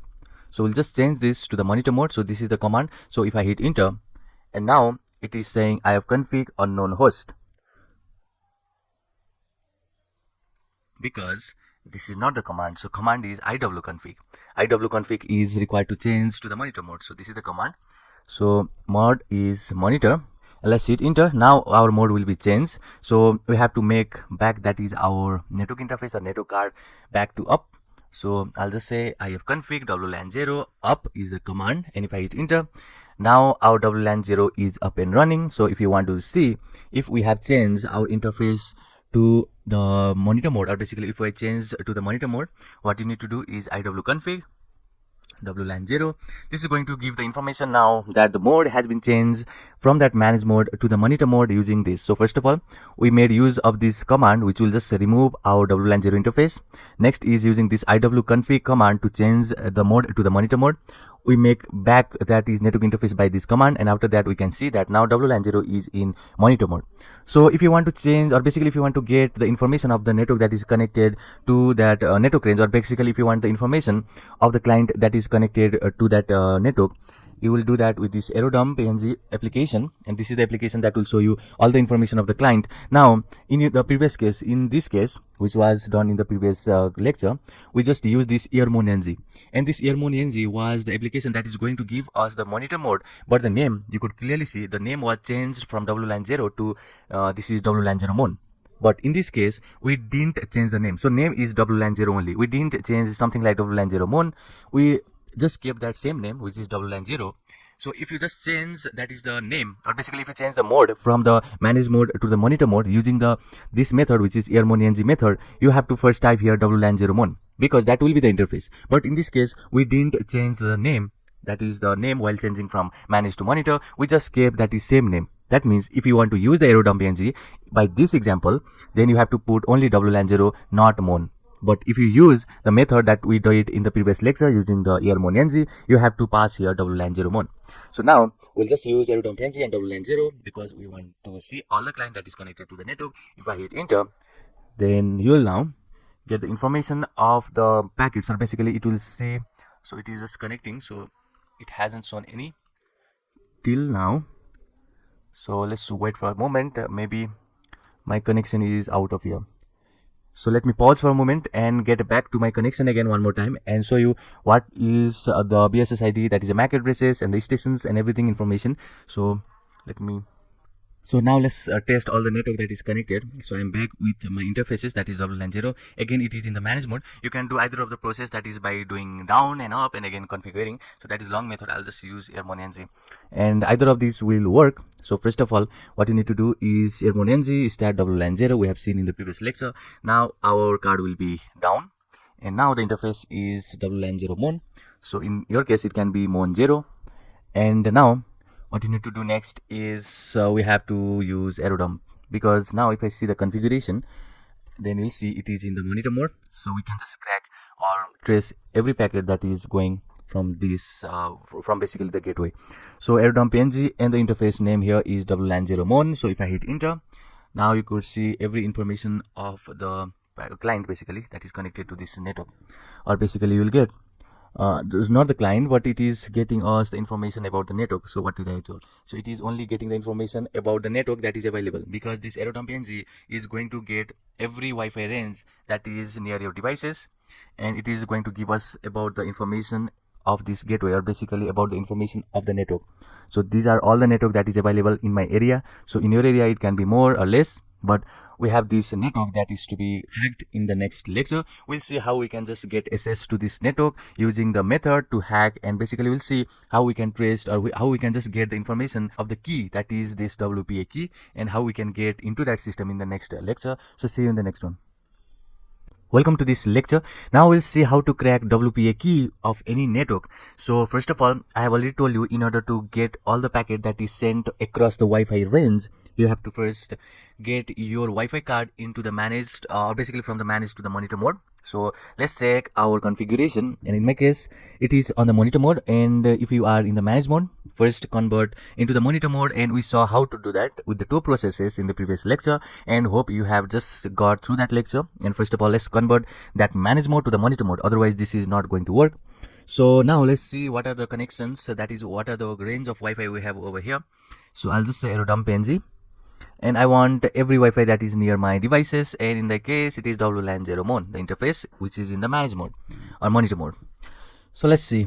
Okay, these are all the connections that we have here, and now let's see, we want to attack this network, which is my network, and don't attack any other network which you don't have any permissions. So after giving that disclaimer, let's go and see how we can just crack this password of this network. So first of all, let me just close this one.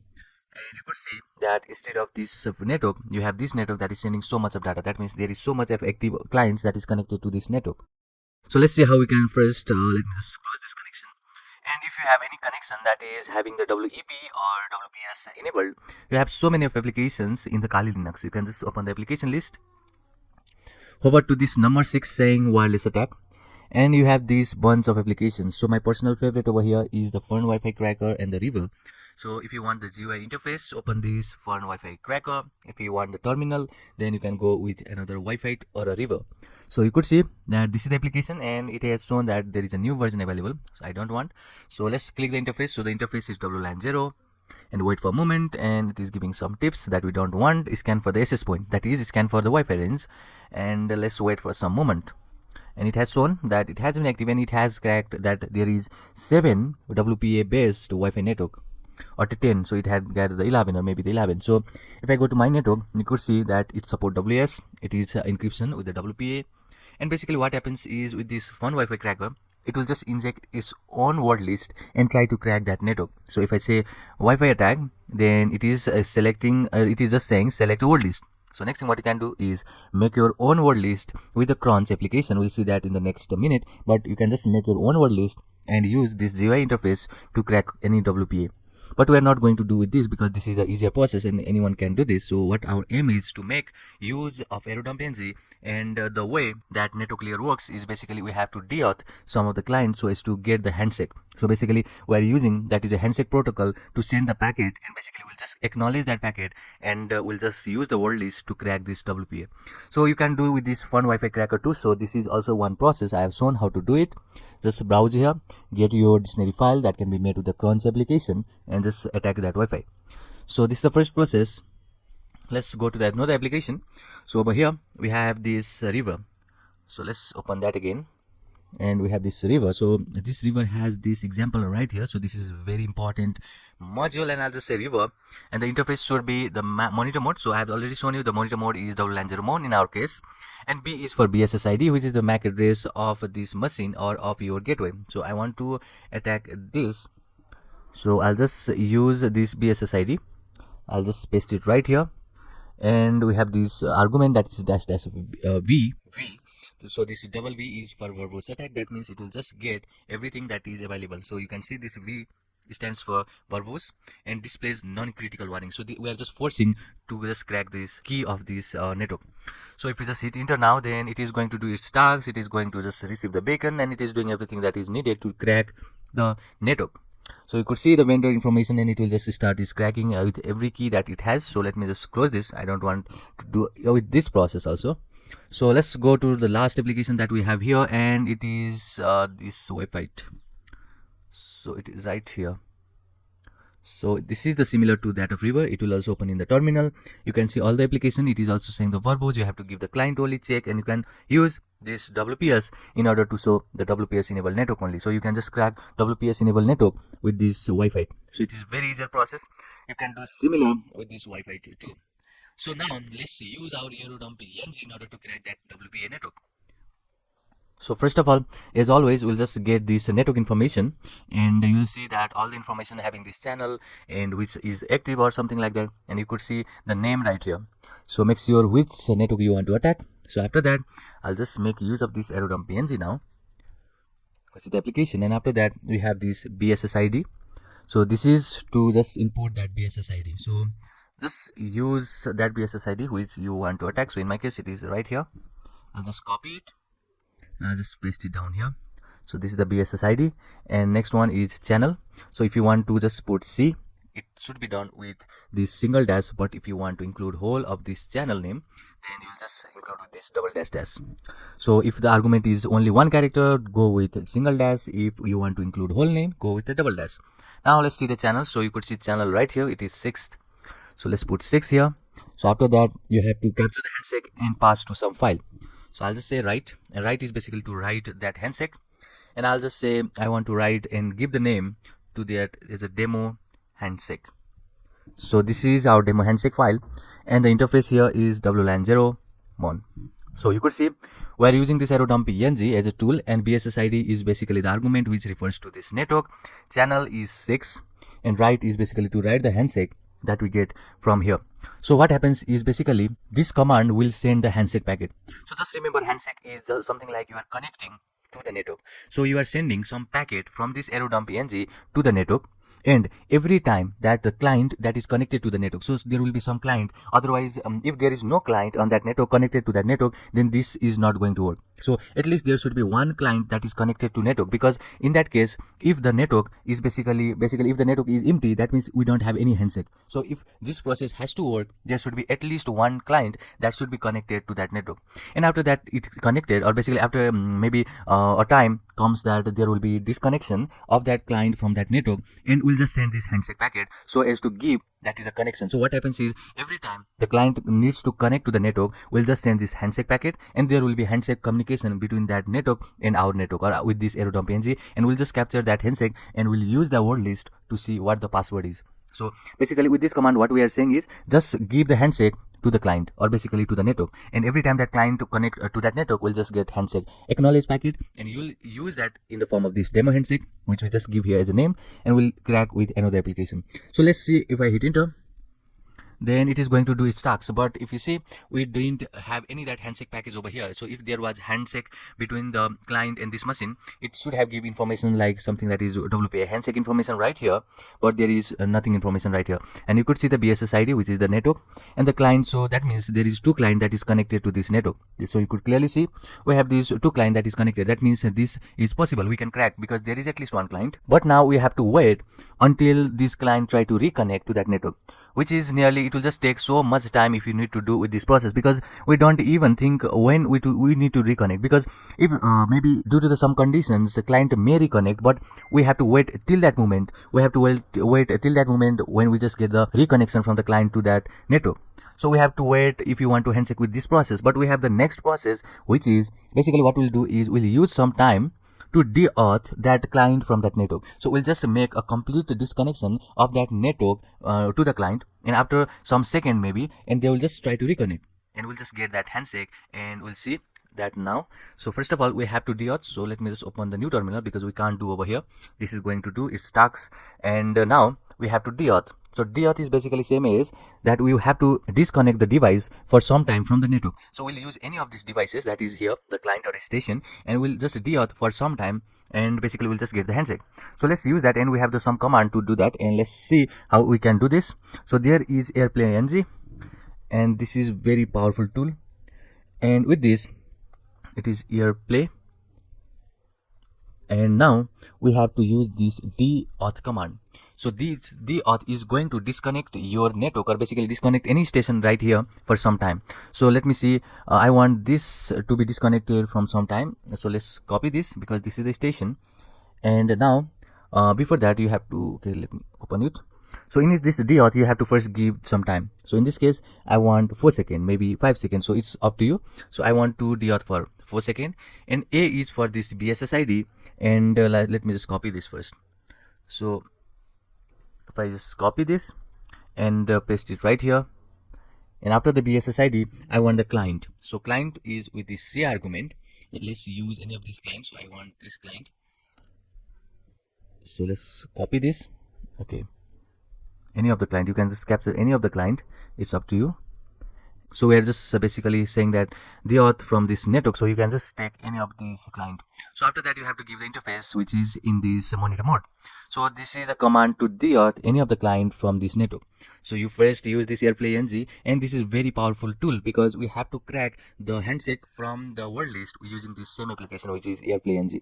And this airplay ng has this argument which is deauth, which is with the some time, that is the 4 second. We have just given a 4 second, and after 4 second the client will try to reconnect, and in that case we'll just capture that handshake. So let me just hit enter, and it is sending everything that it says, and let's wait for some time. You could now clearly see right away we have this handshake.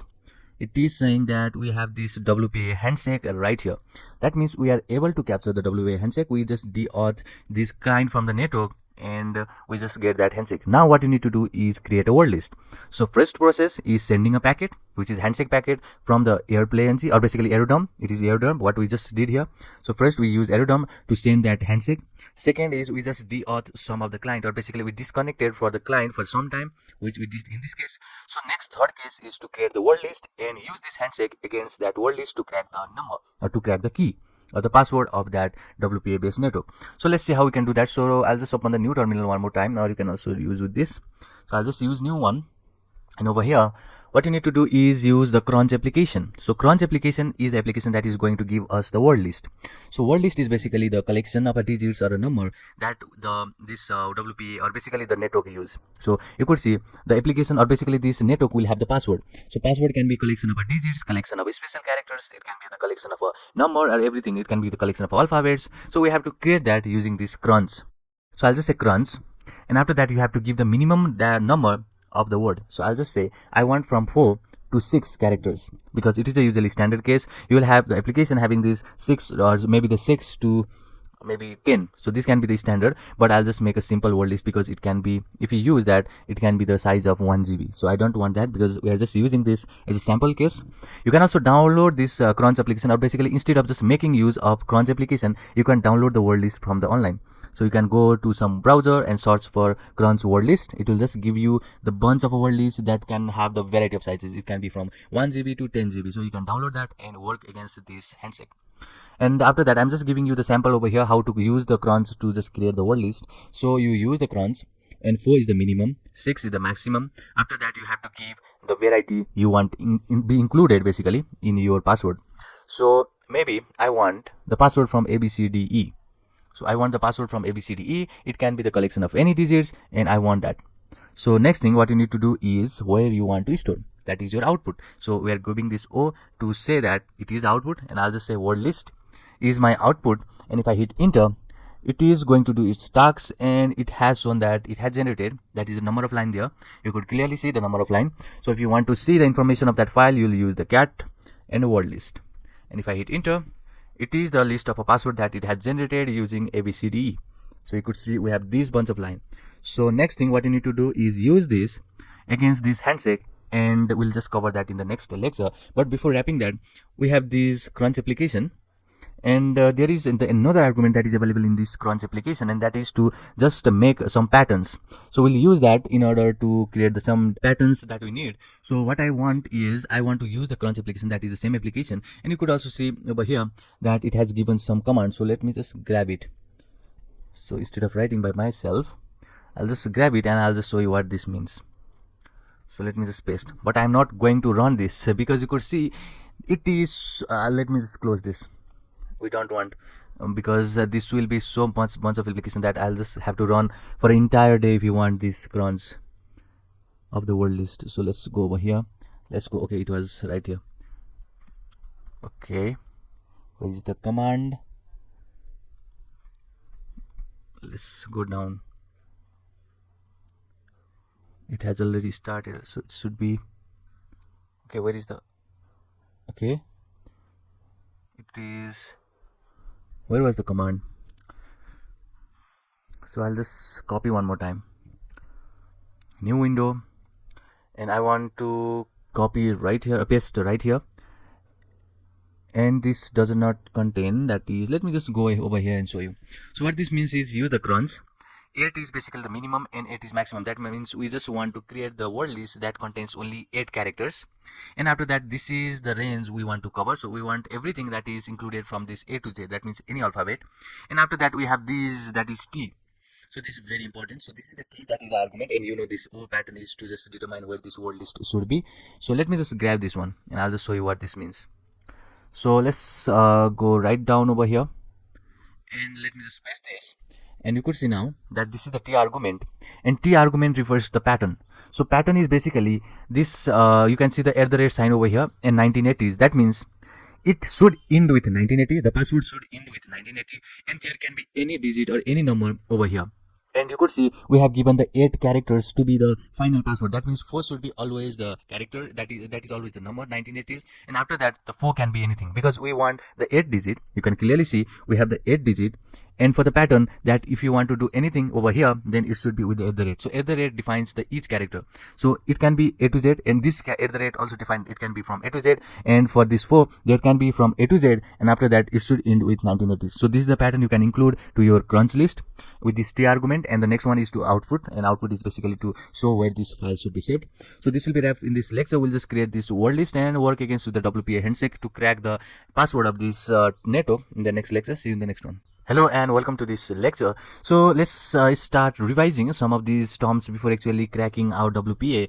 And first of all, what we did was we just first of all converted from this manage mode, which was the default mode of this wireless extension, to this monitor mode, because we want every bit of packets that is sent over the Wi-Fi range to be captured, because we want to see all of these basically all of this information of the Wi-Fi range or Wi-Fi. And after that we saw how we can just get the information about this Wi-Fi, and after that we use this arrow dumping ng in order to just capture the handshake, and we just wrote that handshake in this file, which is handshake file. And next thing what we did over here was we just use that dauth of airplay ng in order to just disconnect your client from that network for a certain time, and after they try to reconnect after that 4 seconds, or you can just specify any seconds over there, they will just capture that handshake right over here. I had shown you before that how we just got this handshake, which is WPA handshake, and we use now this crunch to create the word list. And you use this to create the word list and save over here, which is the word list. So let's start using this word list against that WPA handshake. So first of all, let me just remove everything over here, and let's go over here and let me say ls. You could see that I have, let me zoom in. So this is the handshake that we captured. We had given this name demo handshake, and you could see we have so much of this packets over here. The information, you can also see that we have the CSV, we have all of these, that is the file, but the handshake which we are going to use is this cap file. So now next thing what you need to see is the word list. So we have created this word list. So in order to see the word list, I'll just say cat word list, and you will see that this is the simple word list that we have created. And now I want to just change this word list using this nano and word list, because we don't have the actual password of this word list right here. So I'll just say nano word list, and if I hit enter, then it is going to just open that file. So over here I don't have the actual password, so let's go down over here and let me just include my actual password. So let's go down, and it doesn't matter how much down you are, it is matter of either or not the actual password is inside here. So I'm just using this actual key or a password over here, and let me save this using Control O to save and Control X to exit. Now if I see again this word list, this contains so much of line, and in one line we have the actual password that we just edited. So you could see this is the file and it contains this information. And where is our actual keyword? That should be right here somewhere. So let's see if we just edited and saved properly or not. There should be somewhere over here. So let's go over here. It was maybe right at the top. Okay, I didn't see, but there should be somewhere. So let's go down and use this in order to see our password. So the application that you are using is earcrack.ng now to crack against that word list. So I'll just say earcrack.ng, and we have to now use the handshake. So in our case, the handshake is stored in that cap file. So you can also list that. So let me just open the new terminal. And if I say ls, this is going to be our handshake, which is demo1. So let's see demo handshake, and that is o1.cap. So this is our handshake file, and after that you have to just use the word list. So I'll just say word list, and that is word list, because you can see the word list is also in this home directory where we have this demo, which is for the demo handshake. So now you could see this is only the bunch of keyword that we just write here, saying that earcrack.ng is the application, it is the handshake that we want to use, and the word list is W. And W specify that this is a word list. So now if I hit enter, then it is going to give us the information about the keywords, or basically the password. So if I hit enter, now it had tested, and you could see how quick it was, because obviously the word list was small. In the real scenario or in the real world, the word list will be very much heavier than this, so it can be 1 GB or something like that. But here we just made some MB of word list, and it has found this keyword, and this is my actual, that is password. So let me just copy this, go over here. Let me first disconnect it, and let me, okay, we have to forget this first of all. So I have here, that is a forget option. So I'll just say I want to forget this. Let's go back and make sure we have copied this, or you can simply write over here if this is actual key or not. So it is Sachin101955, and let's see if this connects or not. And it will just say yes, and I'll say, and it has been connected. So that means we have successfully found the key of that WPA against this word list. Obviously the word list contain the actual password. I have inserted it manually, but in real scenario it will be very large, and it will contain some of the word list or word that is not your password. That means it will just process every, and it will just take some time, which is obviously more than this, because it has taken only the 0 second in my case.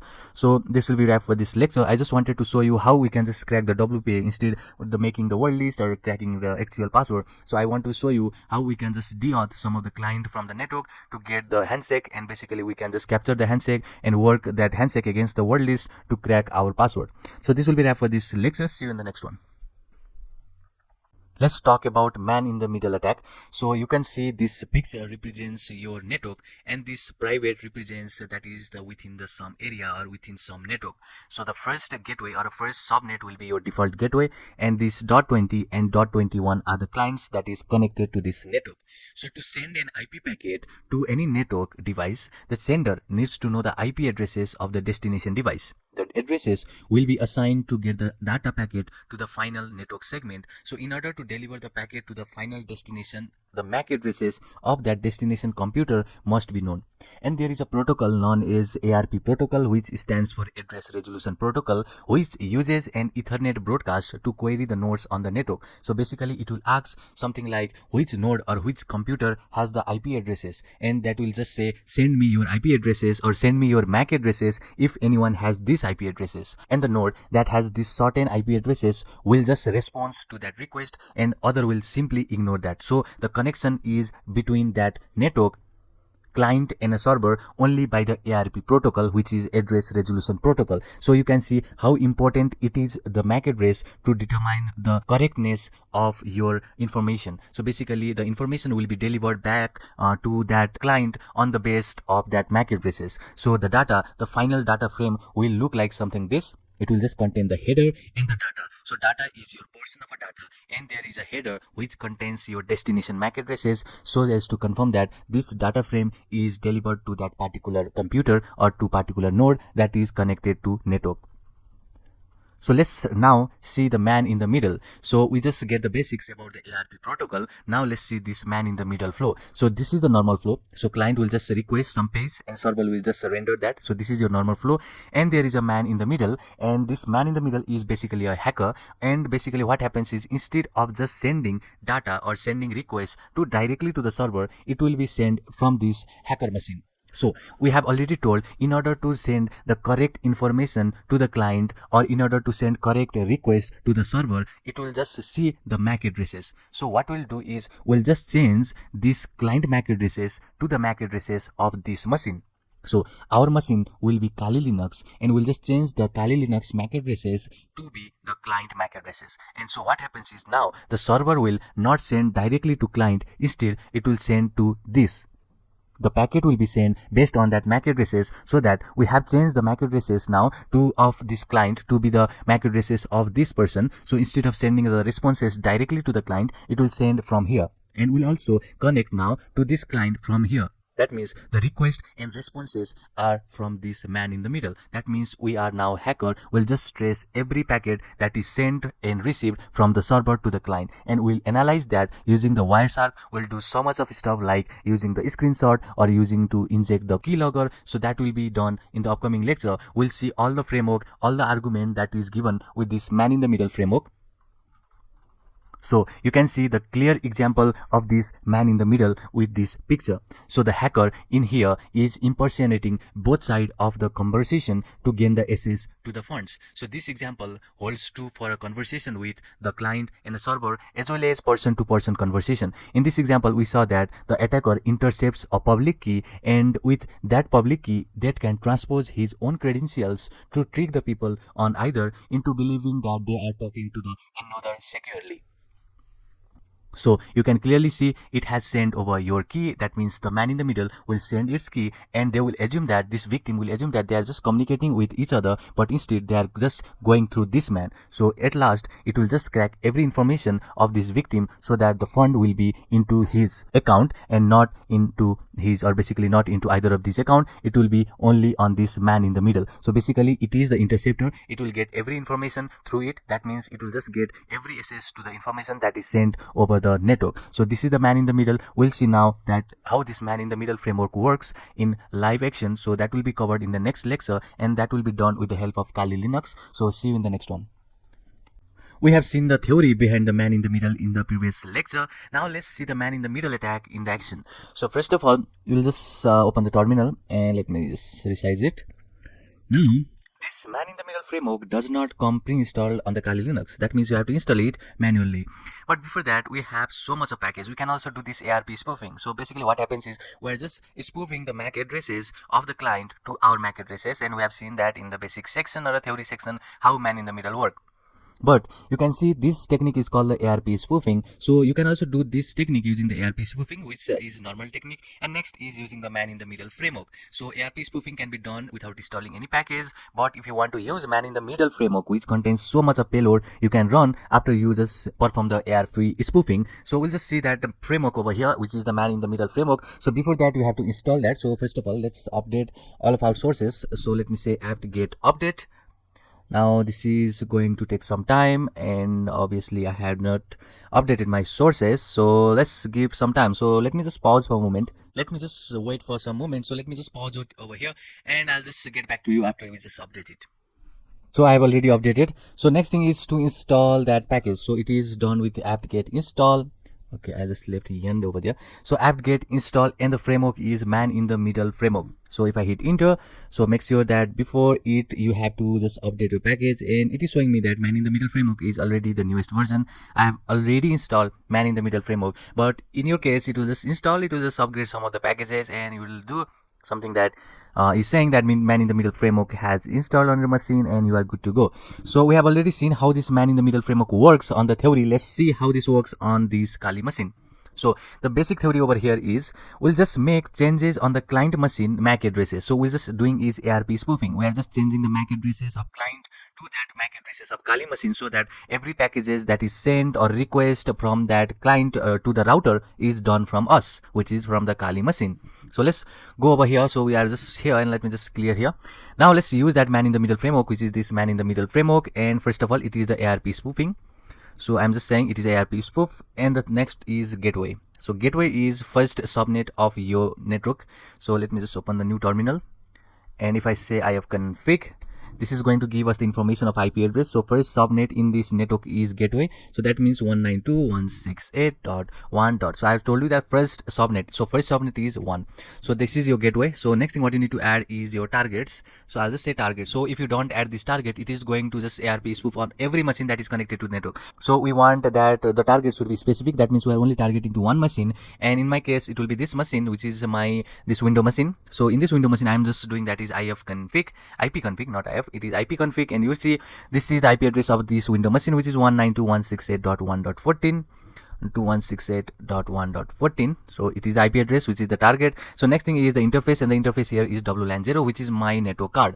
So now it is the command that we are going to run, which is the IARP spoof command with this man in the middle framework, and we just pass here gateway, which is the first subnet of this network. Next is the target. We want to just target this window machine over here, and the interface is WLAN 0. So let me just hit enter now. And now our man in the middle framework is up and running. Now let's go over here and let me show you that this ether is the MAC addresses of our Kali machine. So you could see right here, if I just press ifconfig, it is going to give us the MAC addresses of this Kali machine. Let's go to our window machine now. So this is my window machine. So what am I going to do in the here is I want to list that is ARP table. So in order to list that, we have this ARPA command, which is for all. And if I hit enter, now it was something before that the MAC addresses was something different, but now if you clearly see in this internet SS, which is our interface, this is showing that the MAC address is right here. So you could see the interface had changed the IP addresses, and it had changed this MAC addresses right here. If you see with this ARP table that the MAC addresses, this MAC addresses is not the original MAC addresses of this Windows, but this MAC address is the MAC address of Kali. So let's go over here and let's see right here, and let me just open the command prompt. Then you could compare, this is the MAC addresses which is right here. So we are successfully changing the MAC addresses which is of this window machine to the MAC addresses of this Kali machine. That means anything that is passed or packet, basically we have already told from the previous lecture that packet is sent from the source MAC address to the destination MAC address. So we are now saying that send that packet to us, not directly to the client. We're saying that send that packet to us first. We'll just analyze that packet and we'll just send to the client, because now we're just doing is ARP spoofing. We're changing our MAC addresses of this window to our window, that basically to our Kali machine. That means packet will be sent through us so that we can analyze every packet. So now anything you serve on that window machine will have the information printed right here. Let's see if this works or not. So I'm just using Firefox in my window machine. So first of all, I'll just use some website. So let's open this. And this is my website. So let's go back to this machine, which is our Kali machine. You could see the information that is printed right here. So it is surfing Trans Nepal, which is obviously correct because I have just searched over here. And this is the information that we just printed.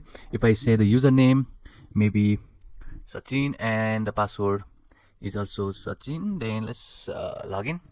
And let's go back to our Kali machine. And let's see if this captures anything. So it has not captured anything. And that is because we are not going anywhere from this site.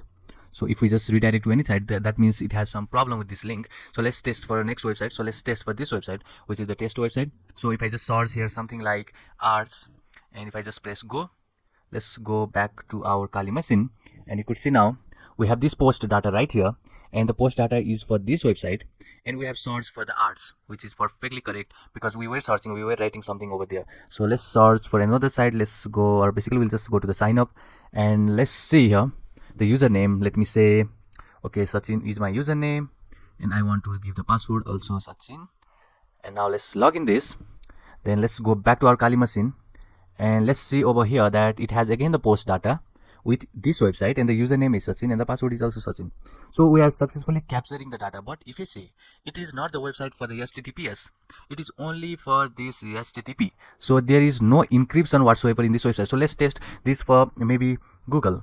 and let's search for something. Maybe let's say I want to search for cricket or something like that, and go over here, and you could see nothing right here. You won't get anything that is with this HTTPS connection, or basically you can see that is locked icon over here. It is showing us it is a secured connection, and obviously this is the secured connection, and we didn't get any information that is with this HTTPS over here. But we'll see how to just crack this, and we'll just use the SSL strip command and something like that in the upcoming lecture, and we'll just see how man in the middle framework gives us a tool that can be inject on the client and do multiple stuff. So that will be covered in the upcoming lecture. See you in the next one. Hello and welcome to this lecture. In this lecture, we'll see how to use the tools that are provided with the man in the middle framework. So first of all, if I just open my terminal and type man in the middle framework and help, then we'll see all of the tools that are available with this man in the middle. You can see we can inject the keylogger, we can just take the screenshot, we can just do something that is screenshot over here, and you can see we can inject the JS URL. So let's see how we can inject the JS URL. We're not going to talk about the beef framework over here, but if I just open the beef, you will see this terminal will be opened, and the beef framework, about the beef framework, will be covered in the upcoming lecture where we'll have the complete section. But in this lecture I am going to only show you about how to inject this URL with the help of man in the middle. So it is beef, and the password over here will be also beef. So our beef framework is up and running. So you could see we have this URL over here, which is the script URL. So that means you can use, which is, let me just make this a bit bigger. Then you could see over here we can use this inject method. So we'll inject the URL with the help of this man in the middle. So let's start there. So first of all, as always, we'll start with the man in the middle framework, and let me just clear this first, and I'll just say man in the middle framework, and we are doing ARP spoofing. So it is ARP spoof, and after that I'll just add the gateway as before. So it will be gateway, and here it will be 192.168.1.1, and after that we'll just add the targets. So I want to inject this JS URL to this machine. That means I have to get the machine's that is IP address. So let's get that. So 192.168.1. So the IP address is right here, which is 14. So its IP address, let's make sure that it is 14 IP config, and it is surely a 14. So after that you have to now give the interface, and in this case it is WLAN 0. So after that what I want to do is inject that JS URL. So it is the payload, or basically this is the argument that is going to inject. So I'll just say HTTP, and you can see the URL is right here. So when I just open that beef framework, it is giving us this URL. So this is the URL HTTP, and now it will be IP address of this Kali machine, and after that we'll have this 3000 port, which you can directly see over here, and here we have this hook.js file stored. So what we are doing is we are just injecting this JS code in this target, or in this machine, which is our window machine. So instead of IP here, it should be IP address of Kali machine. So let's source, or basically let's get that IP address. I have config, and you can see this is IP address of Kali machine. Let's go over here, and let's change this. So it is 192.168.1.12. So if I now run this, then it is going to inject our this. Okay, we have here that is interface, and interface is showing us error because we just missed out here one dash. So let's go and let's add one more dash in this spoof, and let's hit enter. Our man in the middle will be running, and now it is running. So you could see clearly our man in the middle framework is up and running. And if I just go to the browser, then you could see the beef framework is also running. So now let's go to this machine, which is our window machine, and let's solve that IP addresses, or let's go to that IP addresses of Kali machine, which is this 192.168.1.12. Let's hit enter, and it is going to give us this welcome to hacker world, and this is basically where we have inject our payload.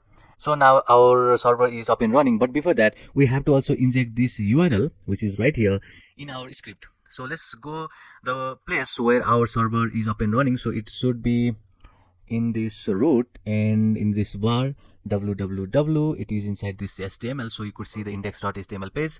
So now what I need to do is just give this, basically I want to edit this file. So let's open the terminal here, nano and index.html, and if I hit enter, this is the file, and you could see that we have now injected this source as 192.168.1.11. but now what I want is I'll just remove everything from here. Let's go over here. So instead of, you could see that what you need to do is you'll just capture this URL, which is rightly given over here. So let's go back, and where is that terminal. So it is right here. So while opening this beep, you'll just get this terminal and it has this script. So all you need to do is simply copy that and get back to here, and you can just open that terminal where we have this opened here. So we'll just write the IP address now of Kali machine. So the IP address of Kali machine is 192.168.1.12, where we have this port where our hook.js file is stored. So after you put this script in our index.html, you have to save it. Just press Ctrl O to save, just press enter and Ctrl X to exit. Now our index.html is ready. That means we have now injected this into the file. Now whoever opens that web server, or basically whoever opens that website which is index.html, it is going to inject this hook.js to that URL using this man in the middle framework. So you could clearly see we have now injected this URL to that website, or basically to the website. Index.html is our web server, and in that website we have seen how to inject with the help of man in the middle framework. We have this that is JS URL, which is the argument that is responsible to do that. So let's go to our message, and if you see that first of all you have to run the web server, and after you run the web server you will just have to just go to this link, or basically the IP address of the Kali machine, which is 192.168.1.12. in my case you can confirm it by using ifconfig. So let's confirm that ifconfig. So after that what you need to do is go back to our server, or basically to go back to our client. Just press that IP addresses. You can confirm the IP addresses. So the IP addresses is right here, 192.168.1.12, which is the IP addresses of this Kali machine. And if I just hit enter, it is going to render the page which is welcome to Hacker World, which was the content of index.html. And let's go back to our Kali machine and let's open this Firefox. Then you could see we have now online browser. So this is the same browser which is the Firefox, which is over here. So now you can inject all of the command. We'll see all in detail in the upcoming lecture, but for now let me just say that I want the redirection. And if I just redirect, I'll just say redirect the browser, and I'll just redirect it to maybe, okay, I want to redirect it to twitter.com. So let's execute this command. Let's go back to Firefox. Then it will have now the redirection that is to the twitter.com. So you could clearly see we have now injected that payload which was done. And okay, why I just try to close it. So let's close this down and let's get what we have done here. So we use man in the middle framework to inject that hook.js using the JS URL into this target. Now we can run any command that is provided by the hook. In order to just perform that operation, you have to use this man in the middle framework. So this is importance of the man in the middle framework. You can use so much of tools over here. Let's do some more. So let me just close this one because we don't need any more. And now next is I want maybe the screenshot. So if I want the screenshot, it is man in the middle framework, and if I just go to the help, you will just get everything that is needed. Now we have seen how we can just inject the JS URL with the help of man in the middle framework. Let's see what else we can do. So I'm just saying that man in the middle framework and help, and you could see we have so many options. We have these options to spoof obviously, and the next is to take the screenshot. So let's see for the screenshot. So it is the same command. So man in the middle framework ARP is spoof. After that you have to just pass the gateway first, and the gateway will be 192.168.1.1, and after the targets, and in my case it is targets, and target is 192.168.1.14. after that we have to specify the interface, which is $0, and after that you have to pass the screen. So you could see it is the screen command, and there should be the seconds you want to just capture the screen. So if you don't pass anything over here, it is default as a 10 second. So if you hit enter, you will just grab the screen logs of the client. But there is another, that is the keylogger, which is very interesting. So let's see first that. So after you just get that that is same command till here, because we didn't have to do anything till now, because it is the same command for the man in the middle framework. Only difference will be your argument that you passed after this interface. So in this case I want a JS keylogger, and okay, it is all in lowercase, JS keylogger, and let's see if this is the actual argument. I am confused over here. Yes, it is JS keylogger, and it will just load that keylogger to our website. So let's hit enter, and our man in the middle framework is running. So let's go over here and let's search for these websites, and let's go back to the Kali machine. So the error was because of the different client machines. So I just mistakenly tested on the real VMS Windows. We have to test on the virtual box, and in here if you see, if I just pass test psv.bln, then it is showing that it is MS Edge, and basically it is window machine over here. And let's go here, and let me just put here something else. So if I say maybe, okay, what if I just do something like, if I say, hey, if I just press go, then you will see that there will be the post. And let's go here. So where is the post? So it has not been the post. Here is nothing to show. Let's go and change the setting first. So what I'm going to do is go to the network, connect network adapter, or let's go over here, and in the settings I'll just go to the network and I'll just say NAT network. Let's press OK. Let's go back here, and now what I need to do is launch again this. Let's see if this has, okay, we are just back to the Firefox or original over here. And now if I say hey, it should capture that keylogger, and now okay, it has not captured, so there might be something. Let's go to your profile, and it has not captured anything yet because we have not written anything. So I'll just say username and something like username, and let's press login. But this is a keylogger, that means it has to capture something, but it is just giving us this attribute error because of the network connection. It is only showing us this client operation. So this might be error because of the network adapter that we are connecting from the virtual box and on the original hooking function. So that might be one error. We'll just rectify it and show you in the next lecture. See you in the next one. Welcome to this lecture. So in the previous lecture we saw we were successful to inject the JS URL to the website, or basically to the website of a client, but we were unsuccessful to get this screenshot or basically even the keylogger.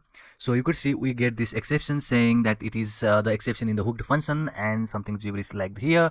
We don't want to read it, but it was because we didn't install one package. So it was because the one package installation error, and I want to cover that in this lecture because we will have to do that two things in this lecture, that is taking the screenshot and injecting the keylogger. And the previous lecture was already a longer lecture, so I wanted to cover in the next part. So here we are. So first of all, what you need to do is you have to see the Python. So Python is already installed. In my case it is 2.7.15. so you'll also get same information over here because Python is pre-installed in the case of Kali Linux. So after that, what you need to do is you have to install Python package, and it should be done with this pip install, and it is the twisted package. And I'll see the version over here is 15.5.5. so let me just copy here because I have just let me paste basically. So this is our installed version 15.5.0. so you need to just install this. So if I just hit enter, in my case it has already been installed. You can also install it with this command. If pip is not installed, it can be done with this python yum pip install, and it is twisted, and you can hit enter. It will just download that twisted package. So now we are ready to inject that payload or screenshot basically to our client machine. So let me just clear this. So now what we need to do is man in the middle framework, obviously, and ARP spoofing, ARP spoof, and the gateway. You have to specify the gateway. Here I want to say that it is 192.168.1.1. This is my gateway. Let's specify these targets, and here it is 192.168.1.14. this is my IP address of Windows machine. After that, what you need to do is specify your interface. In my case it is wireless adapter WLAN 0. Now if I say screen, this is going to just get the screenshot of the client machine in every 10 seconds. You can also manually specify something like 5 and seconds, something like this, but I'll just stick with the 10 second, and I'll just enter now. And if I hit enter, now man in the middle framework is running. And let's go over here, and this is my window machine. So in the Firefox, let me just run this, and you could see now here it has shown that in the Kali Linux it has injected this JS payload. You can clearly see it has also given us this saved screenshot option. You can also see it has already saved two screenshots for us. It has saved this screenshot over here with this name and everything. So let's see if this is the screenshot. So in order to see screenshots, you have to first go to the places, computer. It is inside this var, and you have to go to the log, and after that let's search for man in the middle framework, and you will see all of the screenshot over here. So this is the same screenshot that we are talking. So you could see this is one screenshot, and it has just taken the bunch of screenshot over here. So this is all about this screenshot. You could see it has saved this screenshot, and it has also injected JS payload. So this is the way to use man in the middle framework arguments. So next thing also you can do is, let me say man in the middle framework and help. You could see we have this keylogger right here, and it should be okay where it is. Maybe it is down here. So you could see that we will have now JS keylogger. So I didn't find it. maybe it is right here, inject JS keylogger. So it will just load that plugin JS keylogger, and let's use this now. So it is same way. So man in the middle framework. So instead of writing again, I'll just use this, and instead of screen I'm just saying JS keylogger is the option.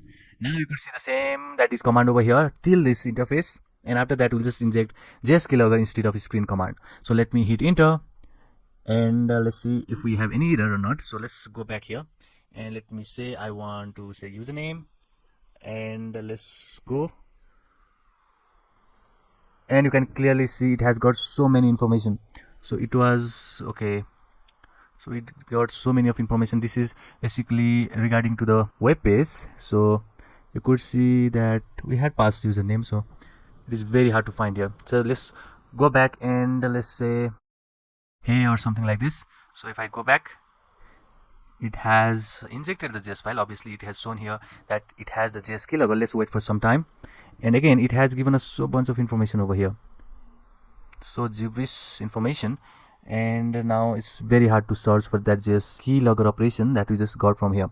So you can see that we are successfully injecting some of the command that is given by this man in the middle framework, but you need to have this package that is installed, otherwise this is not going to work.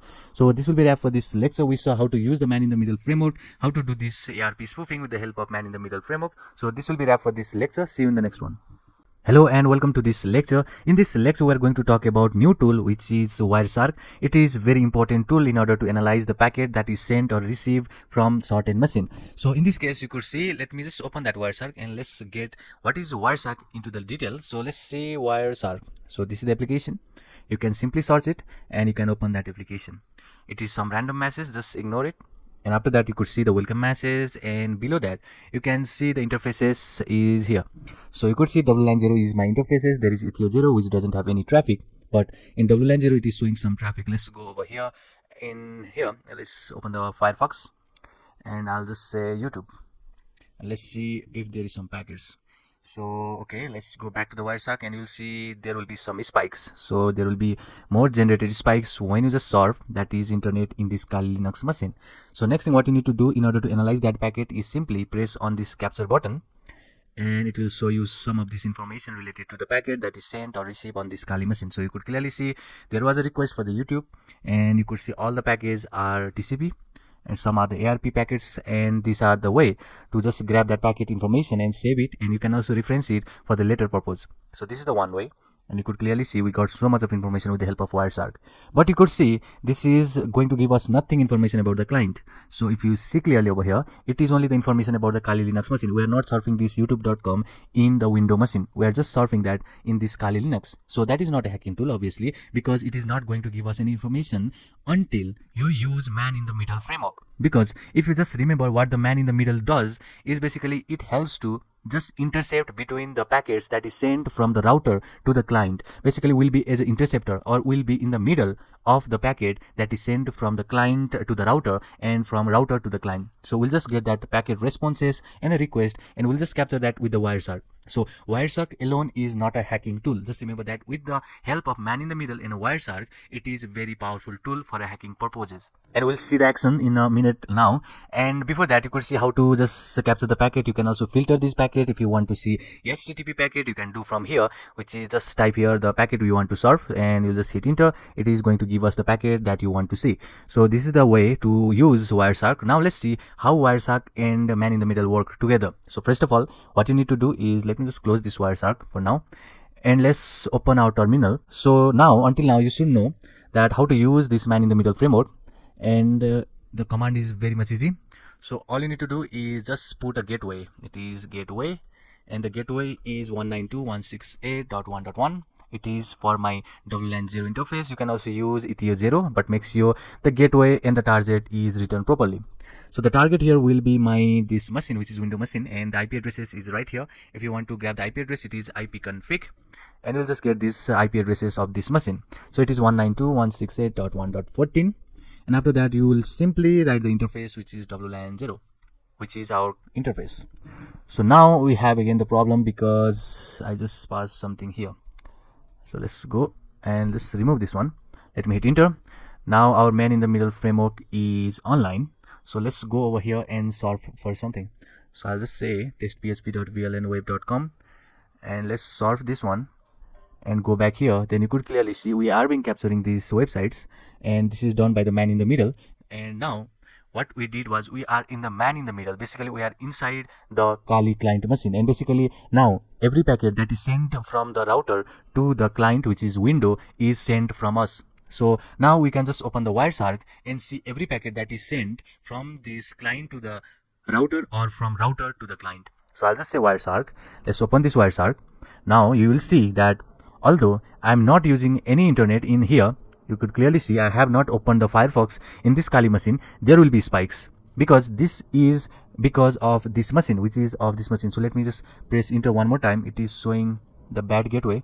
So let's press one more time, and you could see again we have this test PHP VLN again that is running, and you could see the spikes over here. So this is the traffic generated by this machine but not by Kali Linux. So let's run it one more time because it is not working properly. Maybe the website is down, so that can be the case. Let me run the Firefox one more time. Let's see if this works or not, and we'll just capture the packet from here. So now all I want to open is test phpvlnweb.com.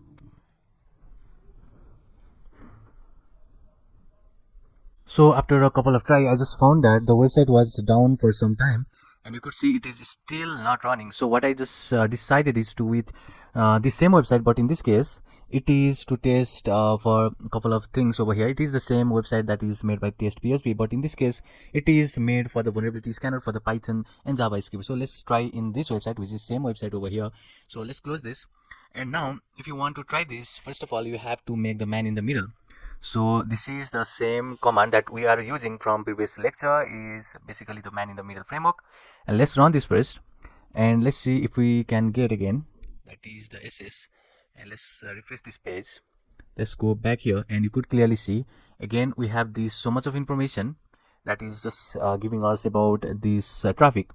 So let's close this website, and over here in the windows we have this field, and you can also see about the contact, about page, and you can go to the contact, and if I say something like Sachin, and if I just say send, then it is going to give us the information, thank you very much, and something like that. And you could see now I have sent here the first name is Sachin. So you could see this is a post method, which means we are just sending data to the server and you will just get traffic. But if you just go in the Wireshark, this is important because now we are man in the middle. That means we'll get the information of the traffic right here. Even if we are not using internet on the Kali Linux, it is going to give us the traffic right here because now we are man in the middle. That means you will see there will be some traffic generated right here. But if I don't use this machine, and let's go back here, and if I want to use this machine, and if I just close this, this is not going to give any traffic because either of this machine, either Kali Linux or Windows, should serve in order to track that packet. So if we are not the man in the middle, that means the packet which is sent from the Kali Linux or which is received by the Kali Linux will be only analyzed by Wireshark. But now we are man in the middle. That means we can now analyze the packet that is sent and received by the client, which is our window machine over here.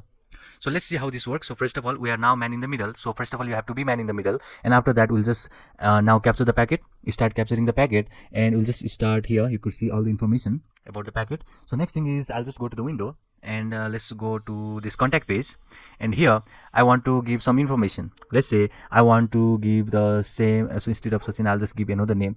I'll just say Udemy, and last name is also Udemy, and email address is udemy@udemy.com, and let's choose some subject. It is suggestion, and let's send this, and now it will just give us some message. Let's see if we just grab that information.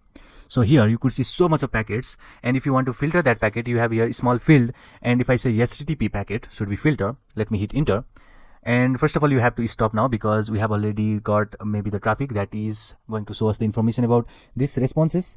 And let's stop now capturing the packet, and I have now HTTP over here, all the information, and you could see right to this HTTP we have this length, and we have this info. So in the info you have this get method, and you have also this post method.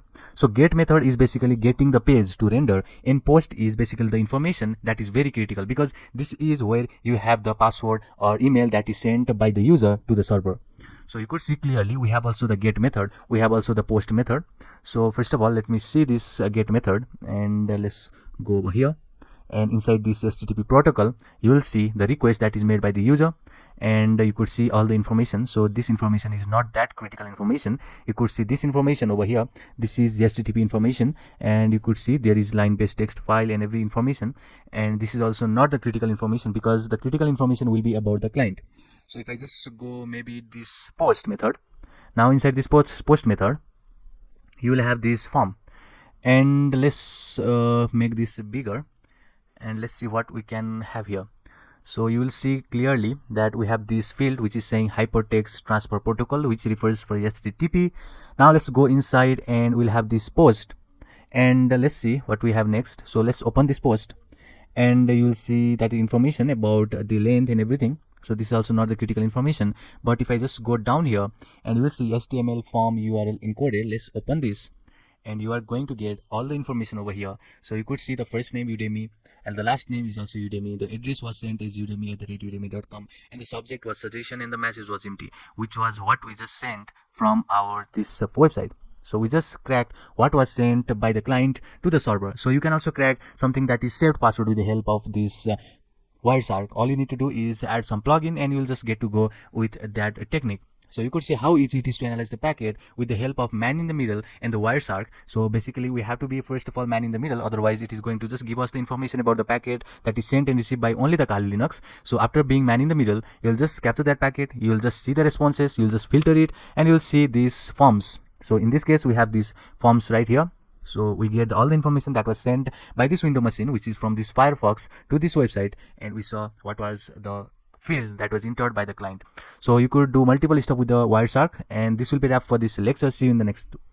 Hello and welcome to this lecture. So this lecture and couple of lectures from now will be about the Whale framework. So Whale framework is the type of framework which will give us a payload or a backdoor in which this client machine can communicate with the client, which will be our window machine.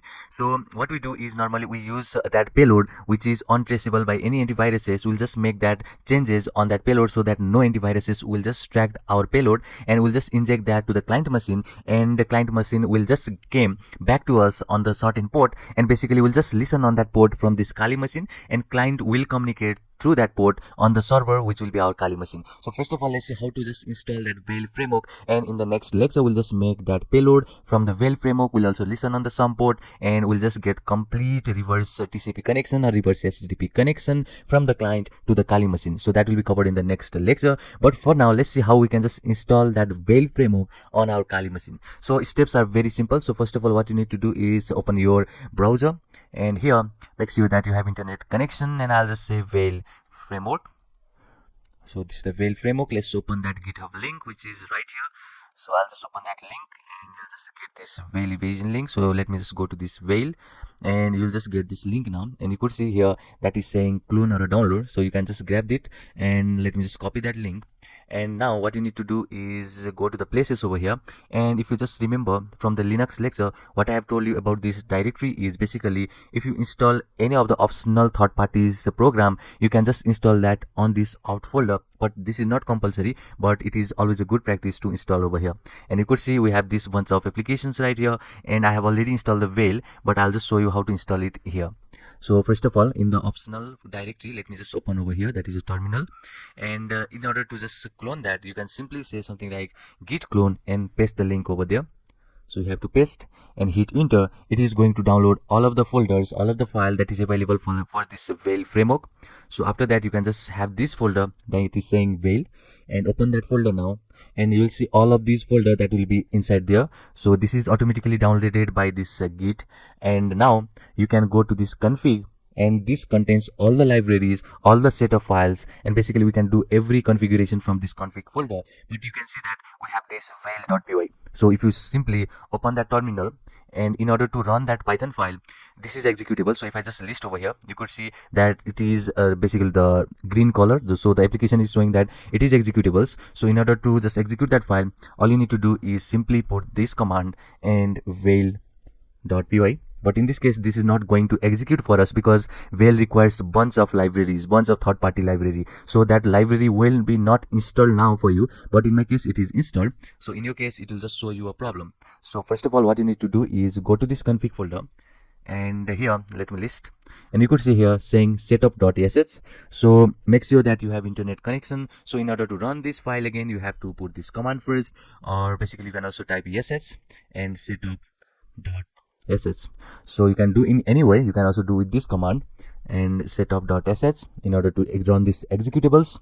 So if you hit enter, you have to maybe wait for a couple of minutes, so it will take more time than any application, because this is going to download a lot of libraries for us. So that is a very much important libraries, and without that library, this Whale framework is not going to work. So you have to just sit back and relax, because this is going to take a lot of time. If you have that is low internet connection, then you have to just maybe wait for maybe a 30 minutes. So let's just relax and just wait until it will just execute this command and get all of these library fetched, unpacked and installed on your Kali machine. So after you install everything, it will now just go back, because we have to run this whale.py. so if you list now, you will have this whale.py, and I've already shown you this is the way to run this file. So now if I hit enter, then it is going to show us something like this. So you could see this is our Whale framework, and now you have successfully installed Whale framework. So the simple step is basically going into this config folder and just running that is the command, which is going to just give us this installation for the setup, and just wait for some moment. It will just download every packages, and you can now run this Whale framework with this command, and you'll get this terminal showing that is the version and the wave and everything over here. And you could see we have these two tools loaded.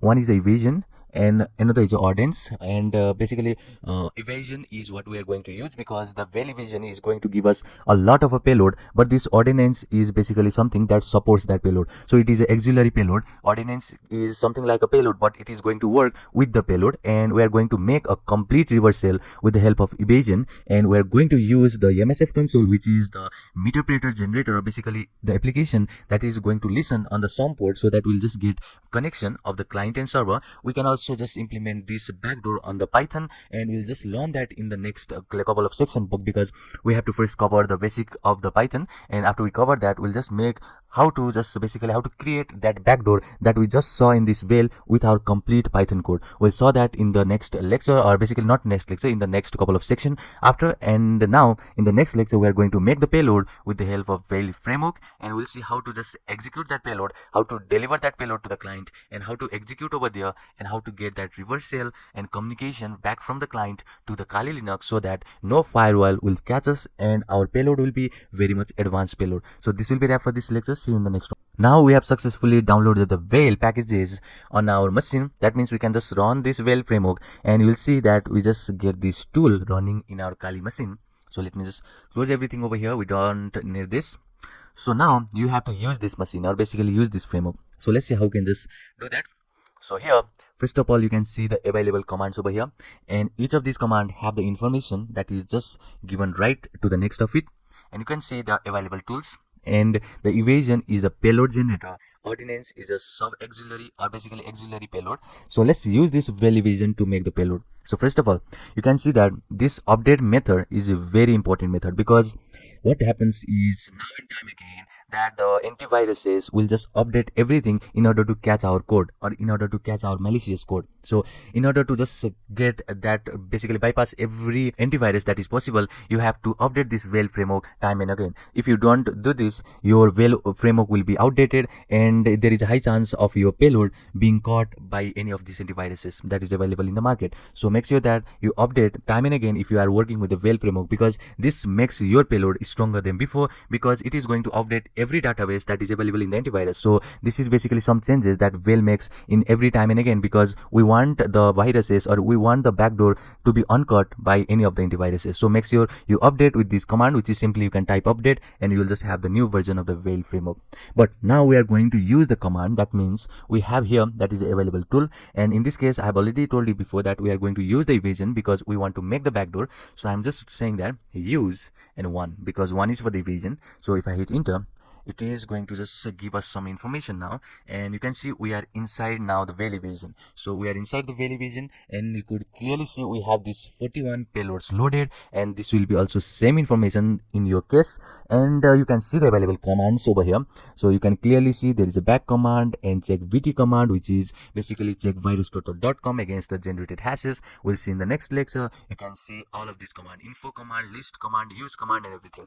So let me say, if I say list, if I hit enter, you can see all of the payload, which is obviously the 41 payload, which is shown over here, 41 payload loaded, and we'll have all these available payload right here. So you can clearly see we have now this bunch of payload. You can just get any of this payload to communicate from the client to the Kali Linux. But you can see the naming convention over here. So the first one, you can clearly see that it is with the name flat.py, which obviously is a Python file, and it is written in this AutoIt. AutoIt is a programming language that is also a scripting language, same as a Python, but this is going to package your application. So this is AutoIt, and basically it works same as a PowerShell. So we write some code in the PowerShell, so that is similar to the AutoIt too. So you can see the interpreter, or basically the payload, that is written in these C languages, which is C programming languages, Go languages, which is also the powerful languages. You can see some of the payload are written in the PowerShell. You can see this bunch of payload are written in a Python. So we are going to cover what the payload we can just do, or basically we are going to cover reverse HTTPS using the socket programming, and we'll just make complete backdoor after we just cover that Python lecture. But for now, we're just sticking to the Linux. That means we are going to do in the Linux way, that is in the Kali Linux way, not the Python way. So let's go and make use of maybe this 14th number, which is or 15th number. So let's go with the 15th number because this has the reverse HTTPS. So this is important. So let me first copy this because this information is very critical information. So let's copy this, and we can now let's open some leafpad, and let me just paste it over here. So this is important information. So let's go down, and you can see now that we have this bunch of payload right here. So you have to now use any of this payload in order to make that is your backdoor. So in my case, I'm going to use that is the 15 number. Let's check that is in the 15 number. So I'm just saying use 15. So now it is going to give us again the information that is showing so much of required options, and these are the options that is very critical. So you can see we have this YL host, we have this YL port. So this is basically the host and a port that the client machine want to communicate to this Kali machine. So you have to give exact information over here because this is critical information, and if you want the client to communicate to the Kali machine, this information should be correct. Otherwise, it is not going to just connect to the Kali machine. So first of all, what I'm going to do is we have to see the IP addresses because that is the YL host over here. So in order to see the IP address of Kali, because we want the machine that is our window machine to be communicate with this Kali machine, that means we have to get the information that is IP address of this Kali machine. So if I hit enter, so you could clearly see this is the information which is the IP address of this machine. But we have to now, we basically can't simply put here and we can just write. So that is not possible. So there is this available commands in order to change these options. So what we can do is we'll just use this set option over here, and I'll just say set. And now we want this YL host. So it is case sensitive. You can't do something like this YL host. So it should be all in uppercase. And if I say YL host and the IP address 192.168, and that is 1, and it is 12 or 11. Okay, it may be 12. Yes, 12. So this is your YL host. So if I hit enter, then we have now changed. And if I say info again, it is only the options, not show options. So we can see now we have changed this YL host. So we have now the YL host with the IP of the Metasploit handler. That means we haven't seen this Metasploit. This is also a framework that is going to give us a connection, but we are just saying that we want this handler, which is basically the communication. So this is the parameter which is going to give us the communication between the client and the server. So next thing, you can see the YL port. So I'll just change this YL port to 2. So I'll just say set YL port, and I want maybe 4444. So let's see options again. And you can see now it has been changed to 4444, and you can also see the YL host. Now you can see some of these information which may not be critical, but I have just figured out that if you want to just get all of these bypassed, or basically if you want to get bypass from the antiviruses that is available, then you can change, or you can also make some modified on this name field. You can do something like you can just add the username. Maybe I'll just say set username, and username maybe hacker. So hacker is the keyword that is going to be traced. So I'll just say test. So you can do something like this, because we want this payload to be different from another, because if you make a unique payload, that is not going to be traced or tracked by any antiviruses. So our main aim will be that is to make a unique from others, because they have the list, or basically they have the signatures of database. They have so many payloads that is in the file as a signature in the antiviruses, so that if our file or if our payload matches with any of that signature, then they are going to say us that this payload is a virus. So that is the way antiviruses work. So make sure that you make this payload as unique as possible, because if you make unique this, then it is not going to be traced. So let me change again the some of these arguments. Let's say I want to change this processors, which is right here. So let's give this processor maybe 1, and the options, now you can also see now options, and now you can see we have changed this processor. So now if you want to now generate, you can see the option right here saying generate. So let's hit this generate, and it is giving us information what this payload will be. So I'll just say payload is my payload name. So if you also hit it, that is enter, then it is also going to give us the payload as a default. So let's hit enter, and this is going to do some information that is going to package us as a backdoor. So we have seen now that we have now, so it is saying unable to create the file, because I have already created over there with the same code. So let's go over here. I think I have created with the name. So let's go over there, and in your case, if you have done this first time, it is going to create in, maybe that is in the veil. So first of all, you have to check where that is stored. So it will be stored, in my case, that is var. Let's go to the computer. Var, it will be in the library. Veil is the framework, because veil is a framework that is going to be inside this library. And now it is going to be in output and the source. And you can see we have this reverse https.go and payload.go. So you can see we have created this output file, and this is the payload.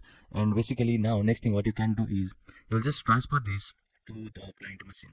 So we'll see about the listeners in the next lecture, and we'll just pass this reverse https with some basic delivery method in the upcoming lecture, and we'll just make a complete connection from the client to this server. So let's see that in the next lecture. See you in the next one.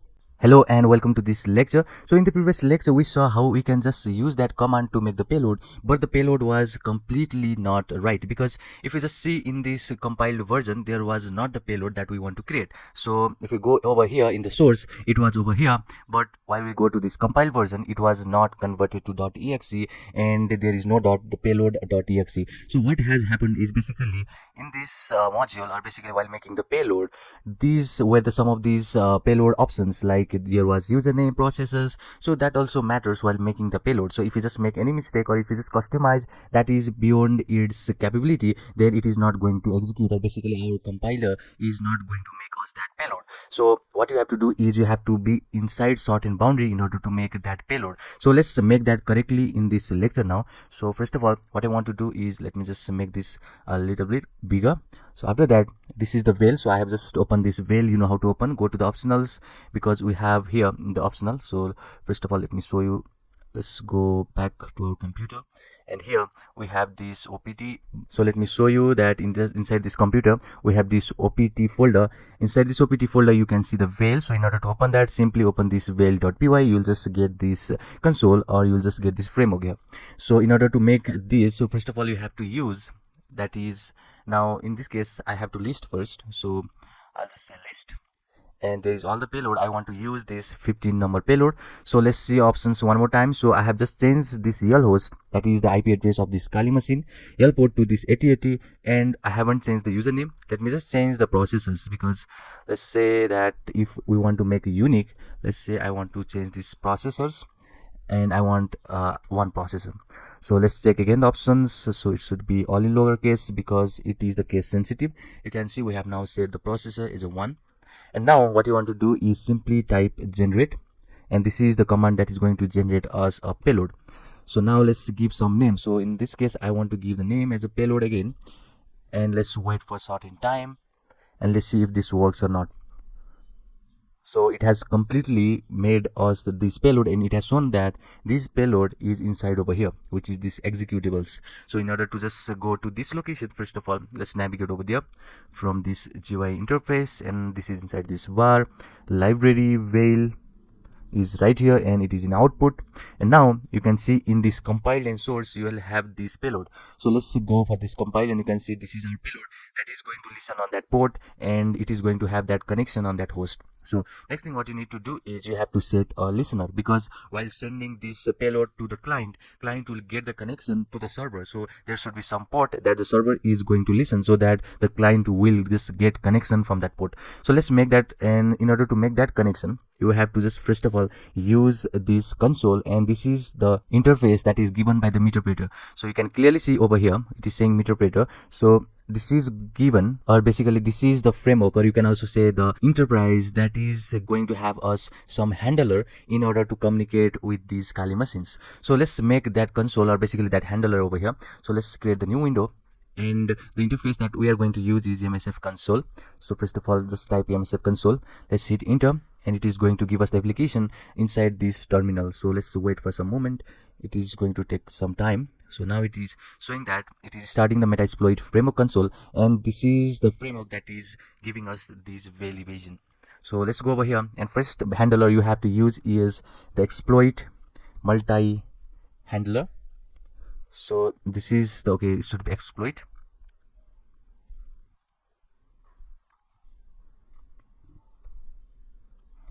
So this is the handler that we are going to use to have the connections.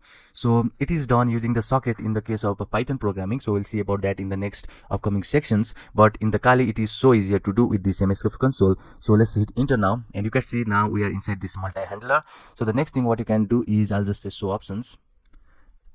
And let's see, this is the options, but we don't have anything over here. That is the name of the payload, or the YAL host, or YAL port. So let's set that first. So in order to set, that is the same method that we just did in this veil evasion. So what you need to do is first of all set this payload the name. So if you just see that we had written something that is in our leaf pad over here, that is go meterpreter and the reverse HTTPS. So we have to now use this name of a payload right here. So it is in this Windows, because first of all we have to see where this is going to be executed. It is in the Windows and the meterpreter, and after that you have to just give the name as reverse, and okay, as reverse HTTPS. If you use the payload that is made by the veil, that can be the reverse TCP, then you have to type here reverse TCP. If it is reverse HTTP, you can just type reverse HTTP. So make sure that this is the name of your payload, or basically it is what we have over here, right here. So you can see if you use this name, that is reverse TCP service, you have to just type right over here. And now if I hit enter, then let's show the options one more time. And you should see now that is we have this payload now. So it was hidden in the previous case. Now we have just got this payload option right here. So now you could clearly see we have these payload options, and it is showing that it is Windows, meterpreter, reverse HTTPS. So you can see here we have these two attributes, that is name, which is YAL host and YAL port, and this should be exactly the same which we use while making that payload. So the YAL host should be the IP address of Kali. So I'll just say YAL host, and it is 192.168.1. and it is 12. So this is my Kali machine, YAL host. Set YAL port now, and that should be 8080. Now if you see one more time, that is options, you will see we have now set inside this payload option, that is the YAL host and the YAL port, and this is the port that client is going to communicate with the server, which is our Kali machine. So let's now type this exploit to exploit to initiate this handler. So now if I just hit enter, then it is going to now listen on that port. You can clearly see it has started this reverse handler, because this is reverse. We are using this reverse TCP or reverse HTTPS payload. That is the meaning of this reverse handler. So what happens is this Kali machine is not going to interact with our client. Instead, client machine or Windows machine come to communicate with us in this Kali machine, so that the firewall will get the permission, or basically will just get the permission to run the payload in the client machine, because it is the case that Kali machine is not going to just interact. If Kali machine had to interact with the client, then it is not possible, because there is antiviruses that will just block our connection. But in this case, client machine is going to communicate us in the Kali machine. That means you can clearly see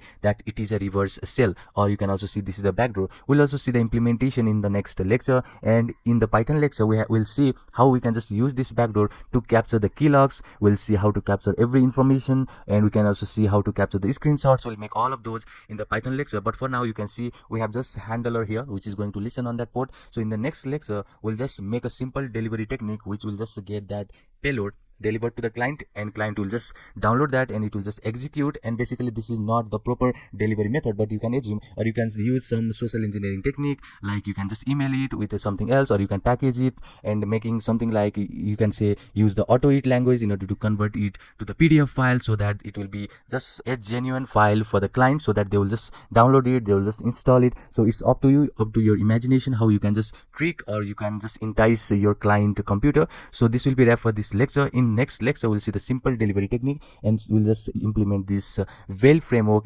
patterns, or basically we have here that is a meta exploit that is going to now communicate with this client machine, and we'll just execute some of the commands in the client machine in the next lecture. See you in the next one.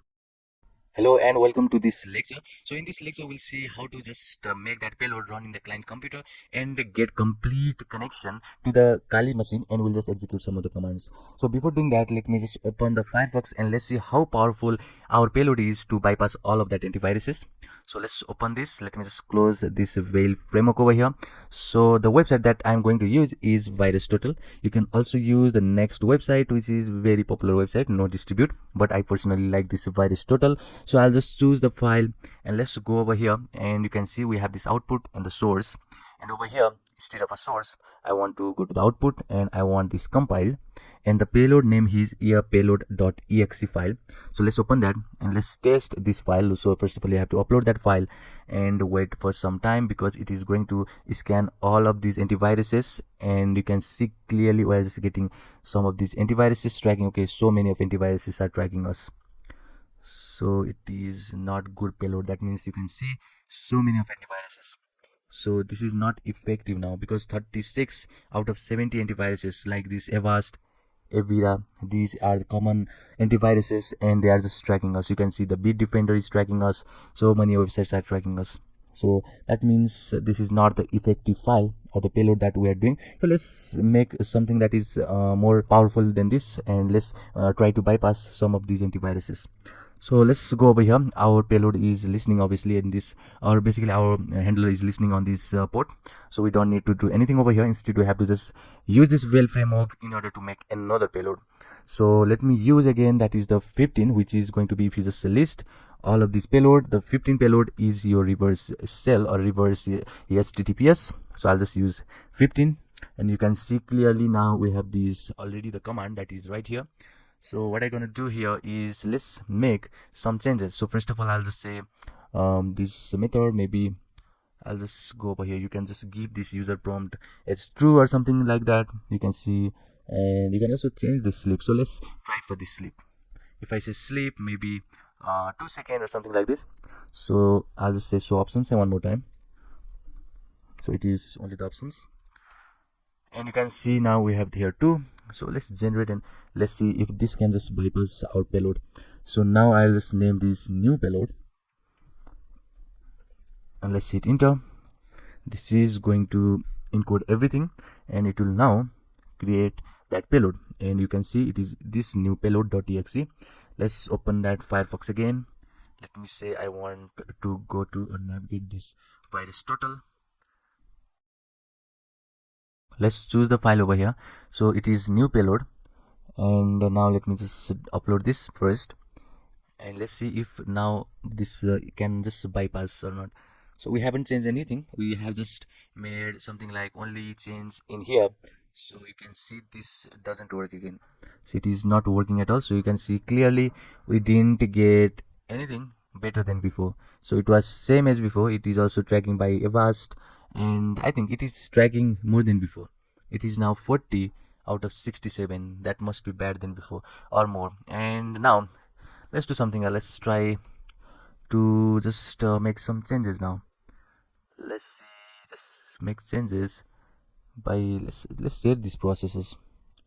I'll just say let's set these processors B2 now, and let's set this sleep. Let's say set this sleep maybe 1. Let's generate now one more time. Let's hit enter, and now I'll just say this is extended payload, and again it will just do some of these tasks, the encoding tasks. And now let's go back to our Firefox, and let's go back.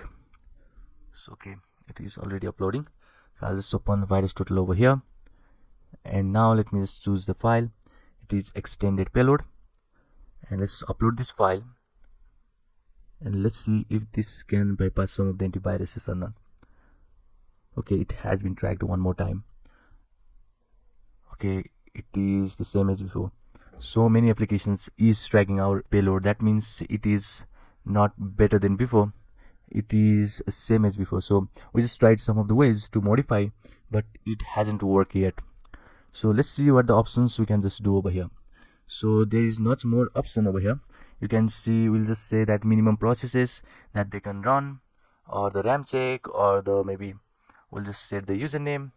That is completely optional, that doesn't do anything maybe. So same as before, you have to try everything over here in order to make that payload undetectable by any antiviruses. Use 15 same as before. Let's set now. Let me just go maybe to the processors. I don't want so much processor, I'll just set 1. And let's say if I want to set maybe sleep to, let me say 8. Let's see if this works or not. So let's check options one more time, and it is completely fine. I'll just say I want to generate, and I'll just say now this is payload revision, something like this. So let's see if this works or not. So let's go back one more time to the VirusTotal, and I'm just going to navigate over here, and let's upload that file as usual, and this time it is payload revision. Let's upload this file first, and maybe this is going to work. It is going to upload, and let's wait for some time. Maybe this file is bigger than before, or let's see if this works or not. So we are waiting. It is again detectable. Okay, we are just waiting.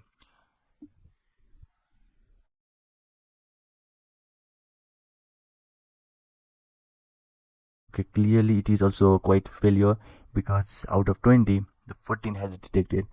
And again this McAfee and the Kaspersky and everything has detected. So you can clearly see this is also not the proper.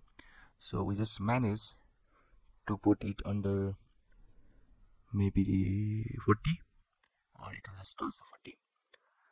So there has been quite improvement, but we want that is no backdoors, or basically no antivirus catch our backdoor. But in this case again, we're getting the result that is 39 caught out of 65. That is also the average payload. It is not going to work in all of these machines. That means it is also a complete failure.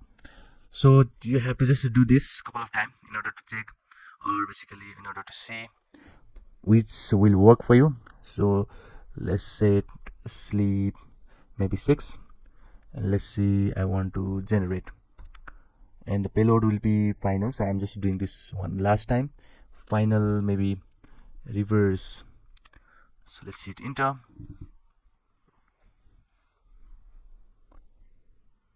Now it is again, that is final reverse. Let's go back, let's check one more time, hope this will work, because it is just random. I'm just assuming something that is completely out of logical. We are just trying random value over there. We don't have any patterns to just denote that this will won't be tracked by antiviruses, because we don't have any access to the antiviruses database or the signatures. So we can just put random value and just try our luck. So it was reverse, so it was final reverse. So let's see if this works. So let's press OK. So it is uploading. Let's see how this works. It is also maybe not a good way, because out of 6, or out of maybe 15, 16, 9 has been captured. So it was also a failure. So we didn't get any idea or any pattern till now how to just get bypass to all of these antiviruses. So let's go back, and now instead of going for this here with this HTTPS, but I want to show you a way to create your payload from here. But you can see that we have this bunch of payload. You can now try for this Python interpreter reverse HTTPS instead of Go. So you can just use this, and you can also try. So let's use that now. So I'll just say that first of all I want to list, and the Python reverse HTTPS is in 27.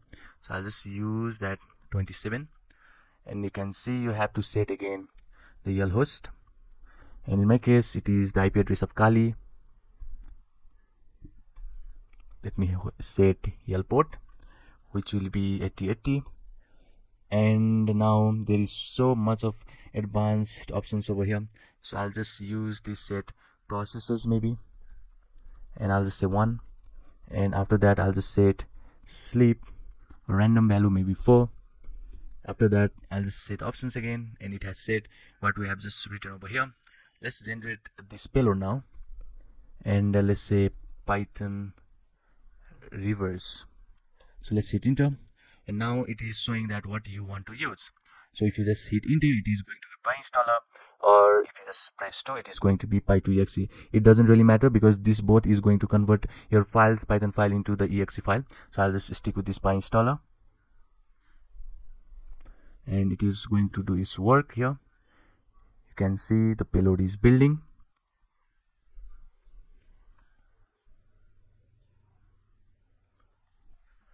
Now the payload is the build payload over here, and you can see the executable on the same file, which is the compile file. Let's go over here and let's check if this works or not. Let's try this one more time. So I'm just choosing file as usual, and now it is Python reverse. So let's hope that this work. Let's press OK. Let's wait for some time. It will just do its tasks, and Python is basically what we just say. In the next upcoming lecture, we'll learn about the Python, how to make this complete reverse shell with the help of Python. So instead of making use of this Veil framework, we are going to use our backdoor from the Python that we learn in the next lecture. So we'll just make our own payload, and in this case you can see so much of antivirus has detected, but our payload or our backdoor won't be detected by any of the antiviruses. So we'll just make that strong payload or the backdoor that won't be tracked by any of the antiviruses, that will be run in any of the operating system, either that can be Linux or the Mac OS X or Windows, because you know the Python is cross-platform. Only the command that we run on the machine will be Python, or basically they will be specific to operating system. So instead of using those command that is specific to any operating system, we're going to use the command that is particularly based on the Python, because Python works on the Linux and it also works on the Windows and the Mac OS X. That means we'll use the command of only Python that will make our backdoor much more available, or basically it can be used to attack all of these operating systems. Instead of making just based on the particular or specific operating system, we'll make a complete reverse shell that will be cross-platform. That means it will be available, it will be just working on any of the operating system that is available. So this will be wrap for this lecture. So you can clearly see even making this payload with the Python did not work for us. We changed some of these options over here, so it didn't work again. So this will be wrap for this lecture. We'll just try something else in the next lecture and see you on the next one. Now let's just start all from the beginning. So what we're going to do in this lecture is we'll just make a payload, and we'll just listen on the port on this server or on the Kali Linux. And on the client side, you can see we have this MS Edge, which is the virtual box of Windows 10 ready, and we'll just inject that payload from the web server, and we'll just run this backdoor and see if it can be detected by this antivirus or not. So first of all, as always, let's go to the Kali Linux, and this is the machine where you have this Veil framework. So it is installed in this opt folder. If you remember from the previous lecture, if I list, there is Veil. So if I just go to the Veil, let me list one more time. In order to run this framework, you'll just do something like this, veil.py. Let's hit enter. Then you will have this Veil framework up and running. So next thing what you need to do over here is to make a payload. You have to first use, that is 1, because we want this evasion. So I'll just use 1. Now let me list all the payload that is available. You could see the 41 payload. We want maybe this payload, which is reverse HTTPS. So I have told you before that this is the naming convention where the payload starts with the programming language that it is made of, and this is a interpreter for the reverse shell, or basically for the connection between the client and the server. And here is the name. So it is basically a reverse HTTPS.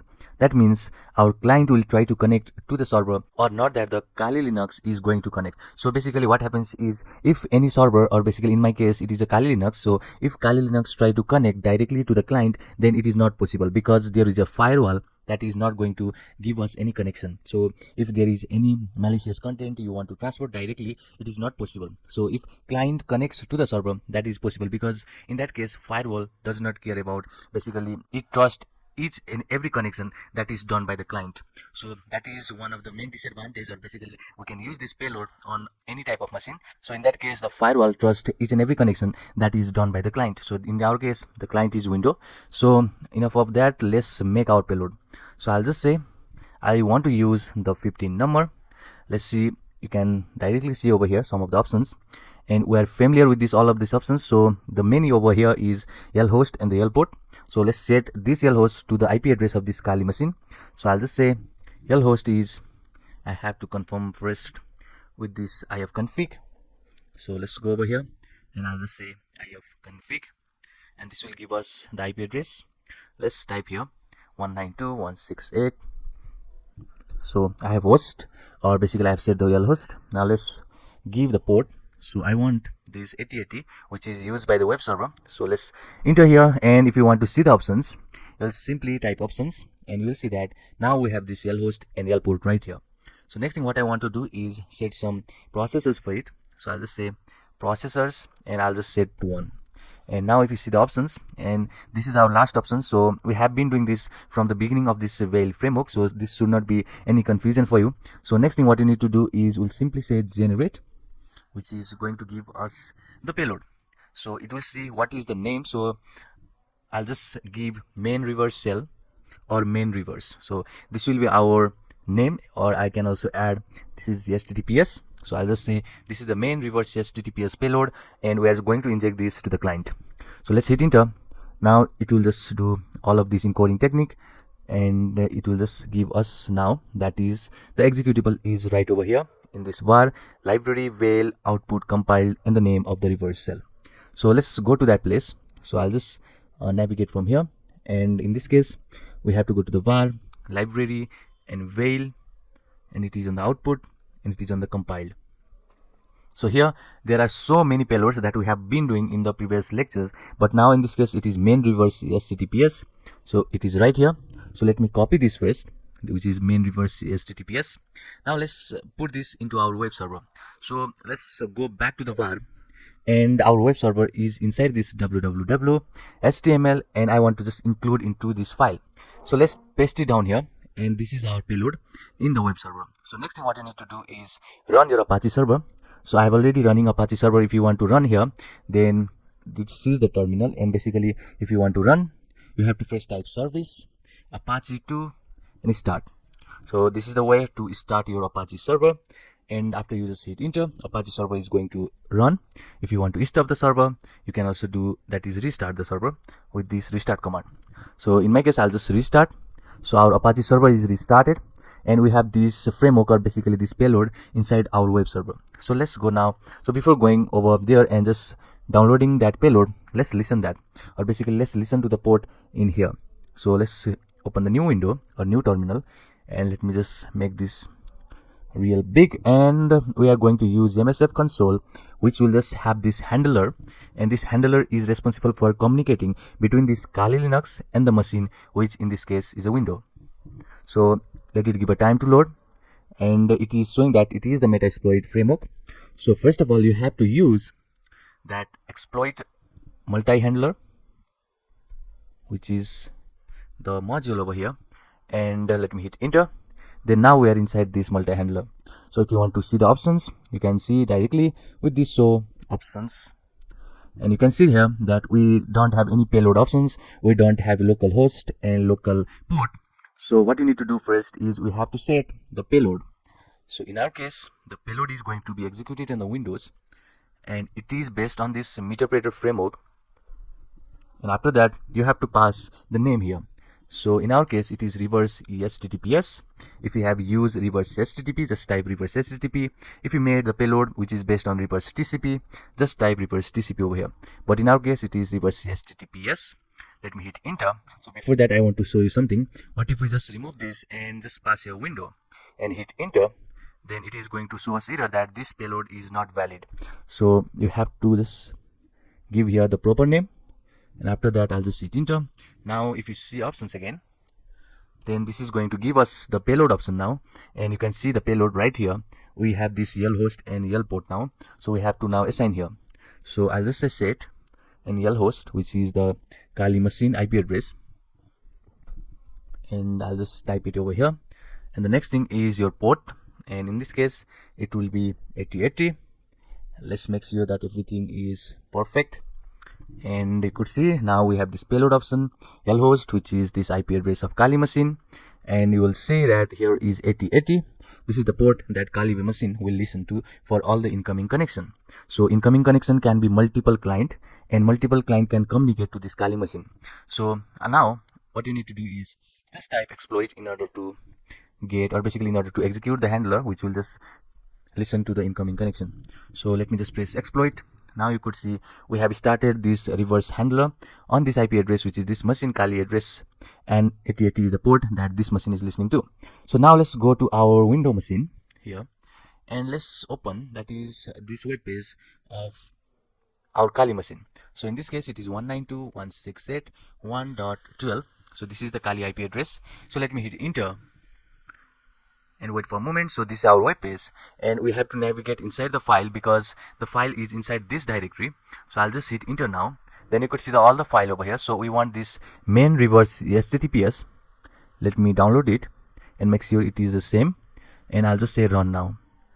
So now it will just give the information. It is nothing, that is, it is also saying that this is not the virus, because if it was the virus then it has been already deleted, but this is a simple message, and this message is given every time you install anything on the Windows. So we'll go to the more info, we'll say run anyway. Now we think we have run this. Let's go back to the Kali machine. You'll see we are now inside this meterpreter session. That means we can now execute the command of this meterpreter module. So if I hit enter, you'll see now we are inside this message window 10. You could see that is Windows 10, and it is 64 gigabyte, or basically 64-bit, not the gigabyte. So it is saying that it is a 64-bit machine, and you can see the meterpreter version over here. And we have now complete connection between these two machines. So we have got the reverse shell, and now client machine is communicating with the Kali machine, and it is done through this machine. So there is no firewall inside here acting to just block the communication, because the firewall is just accepting that communication, or they are just trusting the communication, because that is the loophole over there, and we just made use of that in order to get the reverse shell and client communicate to the server, or in this case in the Kali machine, and we get whole access to this computer now. So you can now put any command like ls command, or you can also see that is multiple command. We'll see in the next upcoming lecture. So see you in the next one. Welcome to this lecture. In this lecture, we are going to talk about interesting exploitation tool, and it is BEEF framework. It is also known as the browser exploitation framework. So you can see that we have this little icon over here, and this is saying that it is a BEEF XSS framework, and you should have guessed that it has something to do with the JavaScript. So basically what we do is we have this JavaScript hook, JavaScript file that will hook the client browser to our browser, which is Kali Linux browser. So this is a very important and exciting tool. So let's start. So first of all, let me just press here, that is the icon, and it will give you the terminal. And after you load that terminal, it is going to just bring us one basically a interface in the browser. So in my case, it is showing the authentication over here, and I have to give the username and password. So the username is BEEF, and the password is also BEEF. So type that first, which is username and a password. So when I just log in, it is going to give us this interface. In your case, there won't be any online browser, and there won't be any offline browser too. But in my case, I have this online browser that is hooked to this Kali Linux. I'll show you in this in the next lecture how to just hook the browsers from the different method to our Kali Linux. So there is mainly 3 ways, but we are going to talk about one way in this lecture. So first way is to just hook from the web browser. So basically what happens is, if you just go back to the terminal, and here is a hook script. So what we are going to do is basically we'll just inject this hook script in our terminal, or basically in our web page, so that anyone who will just visit that web page will be hooked to our this web browser. So this is the one way, and the second way is through the ARP poisoning, which is obviously the man in the middle attack. We'll just cover that in the next lecture, but for now you can see the one method is to just grab this this script and we'll just make changes because this is the local IP. So we have to just add our Kali Linux IP over here and just we have to inject this code on our server so that anyone who visits that web page will be hooked to our browser. So this is the one way to do. So let's see how we can just perform this. So first of all, what you need to do is you have to go to your web server. So in my case, it is in var www and html. So go to this location and after that, I'll just open the terminal. Over here, I want to just open this index.html, which is our HTML file. And this is my HTML file. You can see over here. And if you see, it has only the one heading, which is saying welcome to Hacker Worlds. So here, what I want to do is I want to just copy this script, which is responsible to inject the hook to our browser web page. And let's copy this first. So in order to copy, you can simply copy from here. And after this center, I'll just paste it down here. So you could see this is our IP, or basically this is the local host. So we have to change from this local host to this Kali machine IP. So let's go over here and let me type ifconfig to get this WLAN 0 interface. And here I want to just copy this, which is basically the IP address of this Kali machine. So go over here and you have to change the IP now. So I'll just say that now IP is 192.168.1.11. So this is the IP address of the Kali machine. You can clearly see over here. You can also use this interface of the Ethio0, which is this IP address. And now our web page is ready. So in order to save, just press Ctrl O and just hit enter and Ctrl X to exit. So now we have saved our index file with the hook script. So anyone who visits this page will get hooked to this web browser now. So let's see how we can just hook now. So let me go to the client machine first of all and make sure that web server is running in the Kali Linux. So in order to do that, you have to first type service and Apache to start. So this is the command to start your Apache server, and in my case I've already started, so I won't do this. So let's go in the Windows machine and let's type the IP address of that Kali machine which has the hook script. So this is the IP address, which is 192.168.1.11, and you could see this has only this heading saying welcome to Hacker World. But if you go back to this Kali machine, then you will see that in this browser, you could see now there will be one online browser which is the same machine having the IP. So if I just go back to this window machine and let me just search here, that is ipconfig, then you could see the IP address is not showing here because this has this Ethernet adapter connected to this machine. So let me show you the IP address. ifconfig, okay, what am I typing? ifconfig, ipconfig, not ifconfig, ipconfig, and you could see the IP address of this machine is the same which we have just hooked here. So let's go back to our Kali machine and see this browser. So in order to interact with this browser, you have to simply press on this IP address, and now it will just give you information about that. So you could see what is the browser version and everything. So in your case, you would see that the host name, operating system it is running, and the CPU and everything, the information that you need to just know information about that browser, because it is only the exploitation tool for the browser, but we can just make some payload that can be injected from this hook so that we have the whole access to that client computer. So next thing what I want you to do is go to this command section right next to that of log.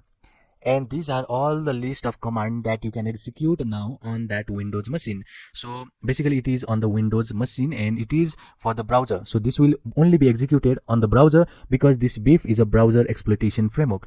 So let's see what are the browser exploitation tool over here. So you could see that is webcam can also be opened, and you can see everything over here.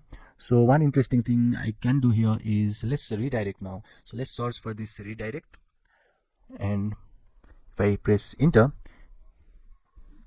then you could see that we have this information of saying that redirect browser, or basically all of this information. And I have told you before that go through this get started manual, and this has shown some of the lights over here showing that this information or this command has some mode of operation. Basically, if you see this green, then this command is likely to work against the target and it is having a high probability than these three. And if you see this orange one, this has more probability than of this white one, and this red one has less chance of working against the target. In our case, it is window machine. So let's go again to the browser and let's go to the command again, and let's now use this redirect, which is one command. So you could see we have this redirect browser. Let's press this, and now you can just see that redirect URL over here.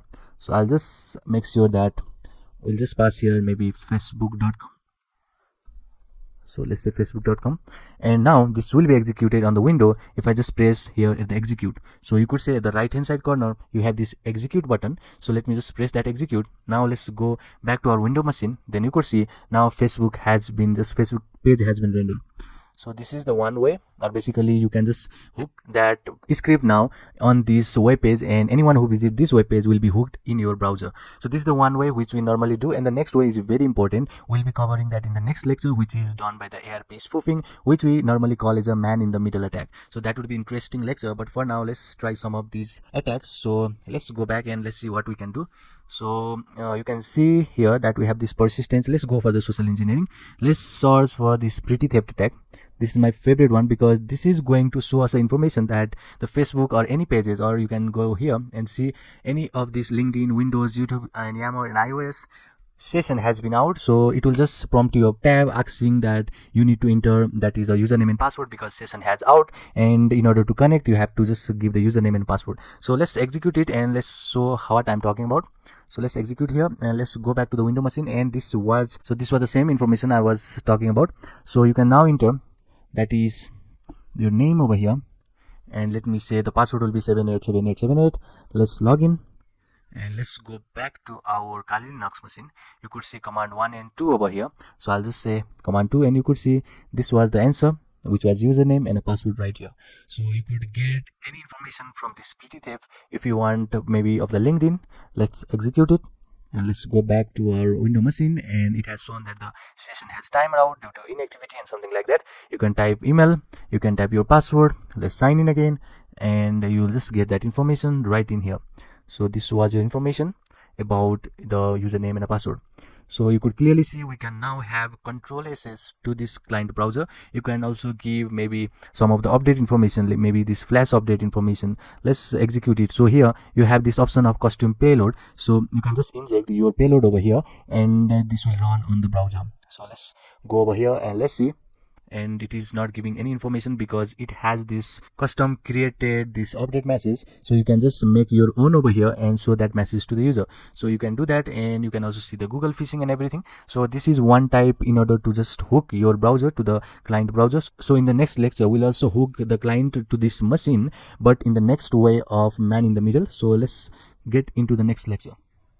Welcome to this lecture. Now let's learn another method to hook this client browser to our Kali Linux, and this is done by the ARP spoofing. We have already learned about the man in the middle attack in the previous lecture, where we used to be in the same network and we can execute, that is ARP spoofing, by getting the target, and basically we can inject, we can just get any information that is inside that man in the middle framework.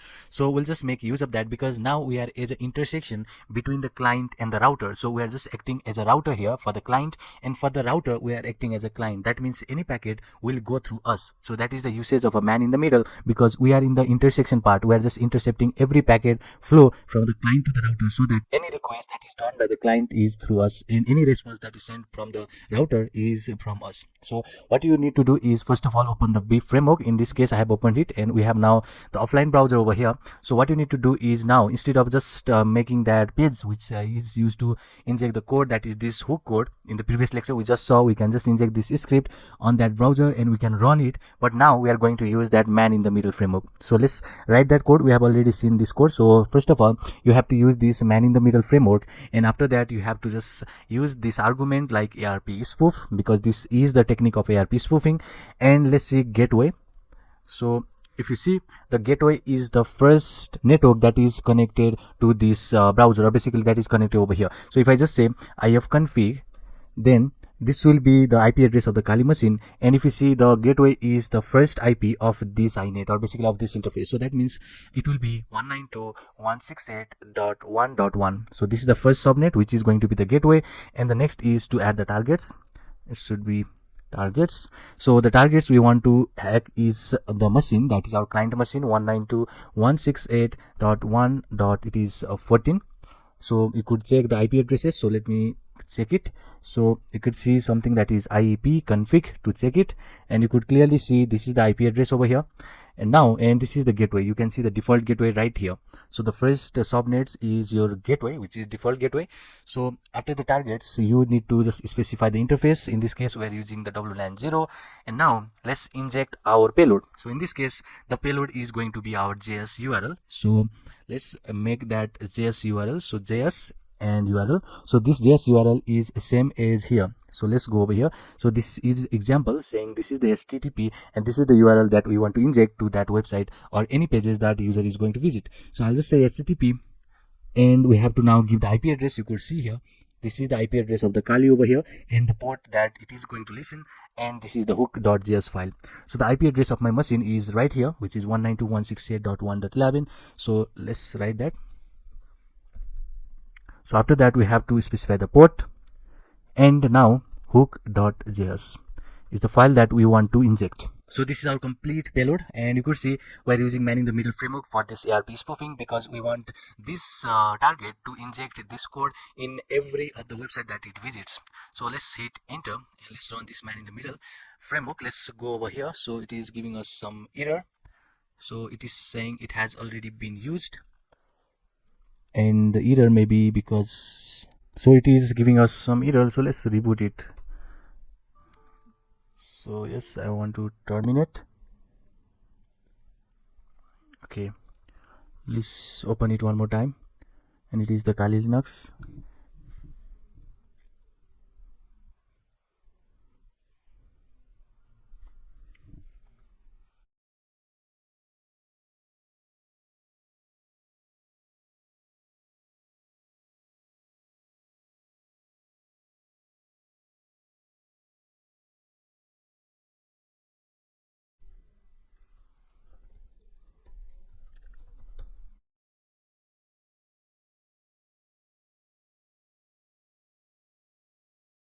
So okay, let's run it one more time. I've just rebooted.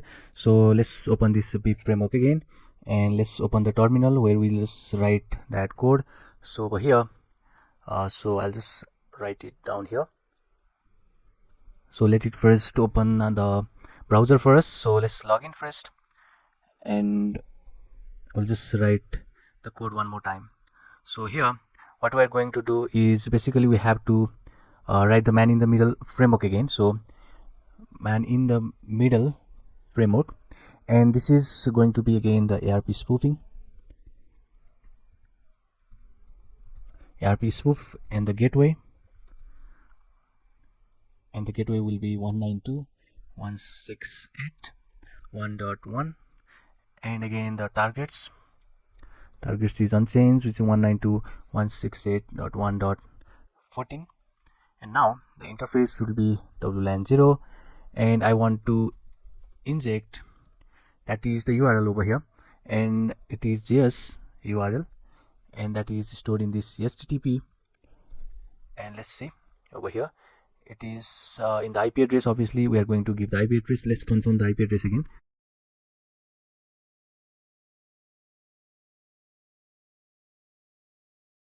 So okay, it is not connected over here. So first of all, let's go to the devices, USB, and connect that external USB, and maybe now it is connected. Let's check this here. It is not connected yet. Okay, now it is connected. Let's wait for the interface now after it connects.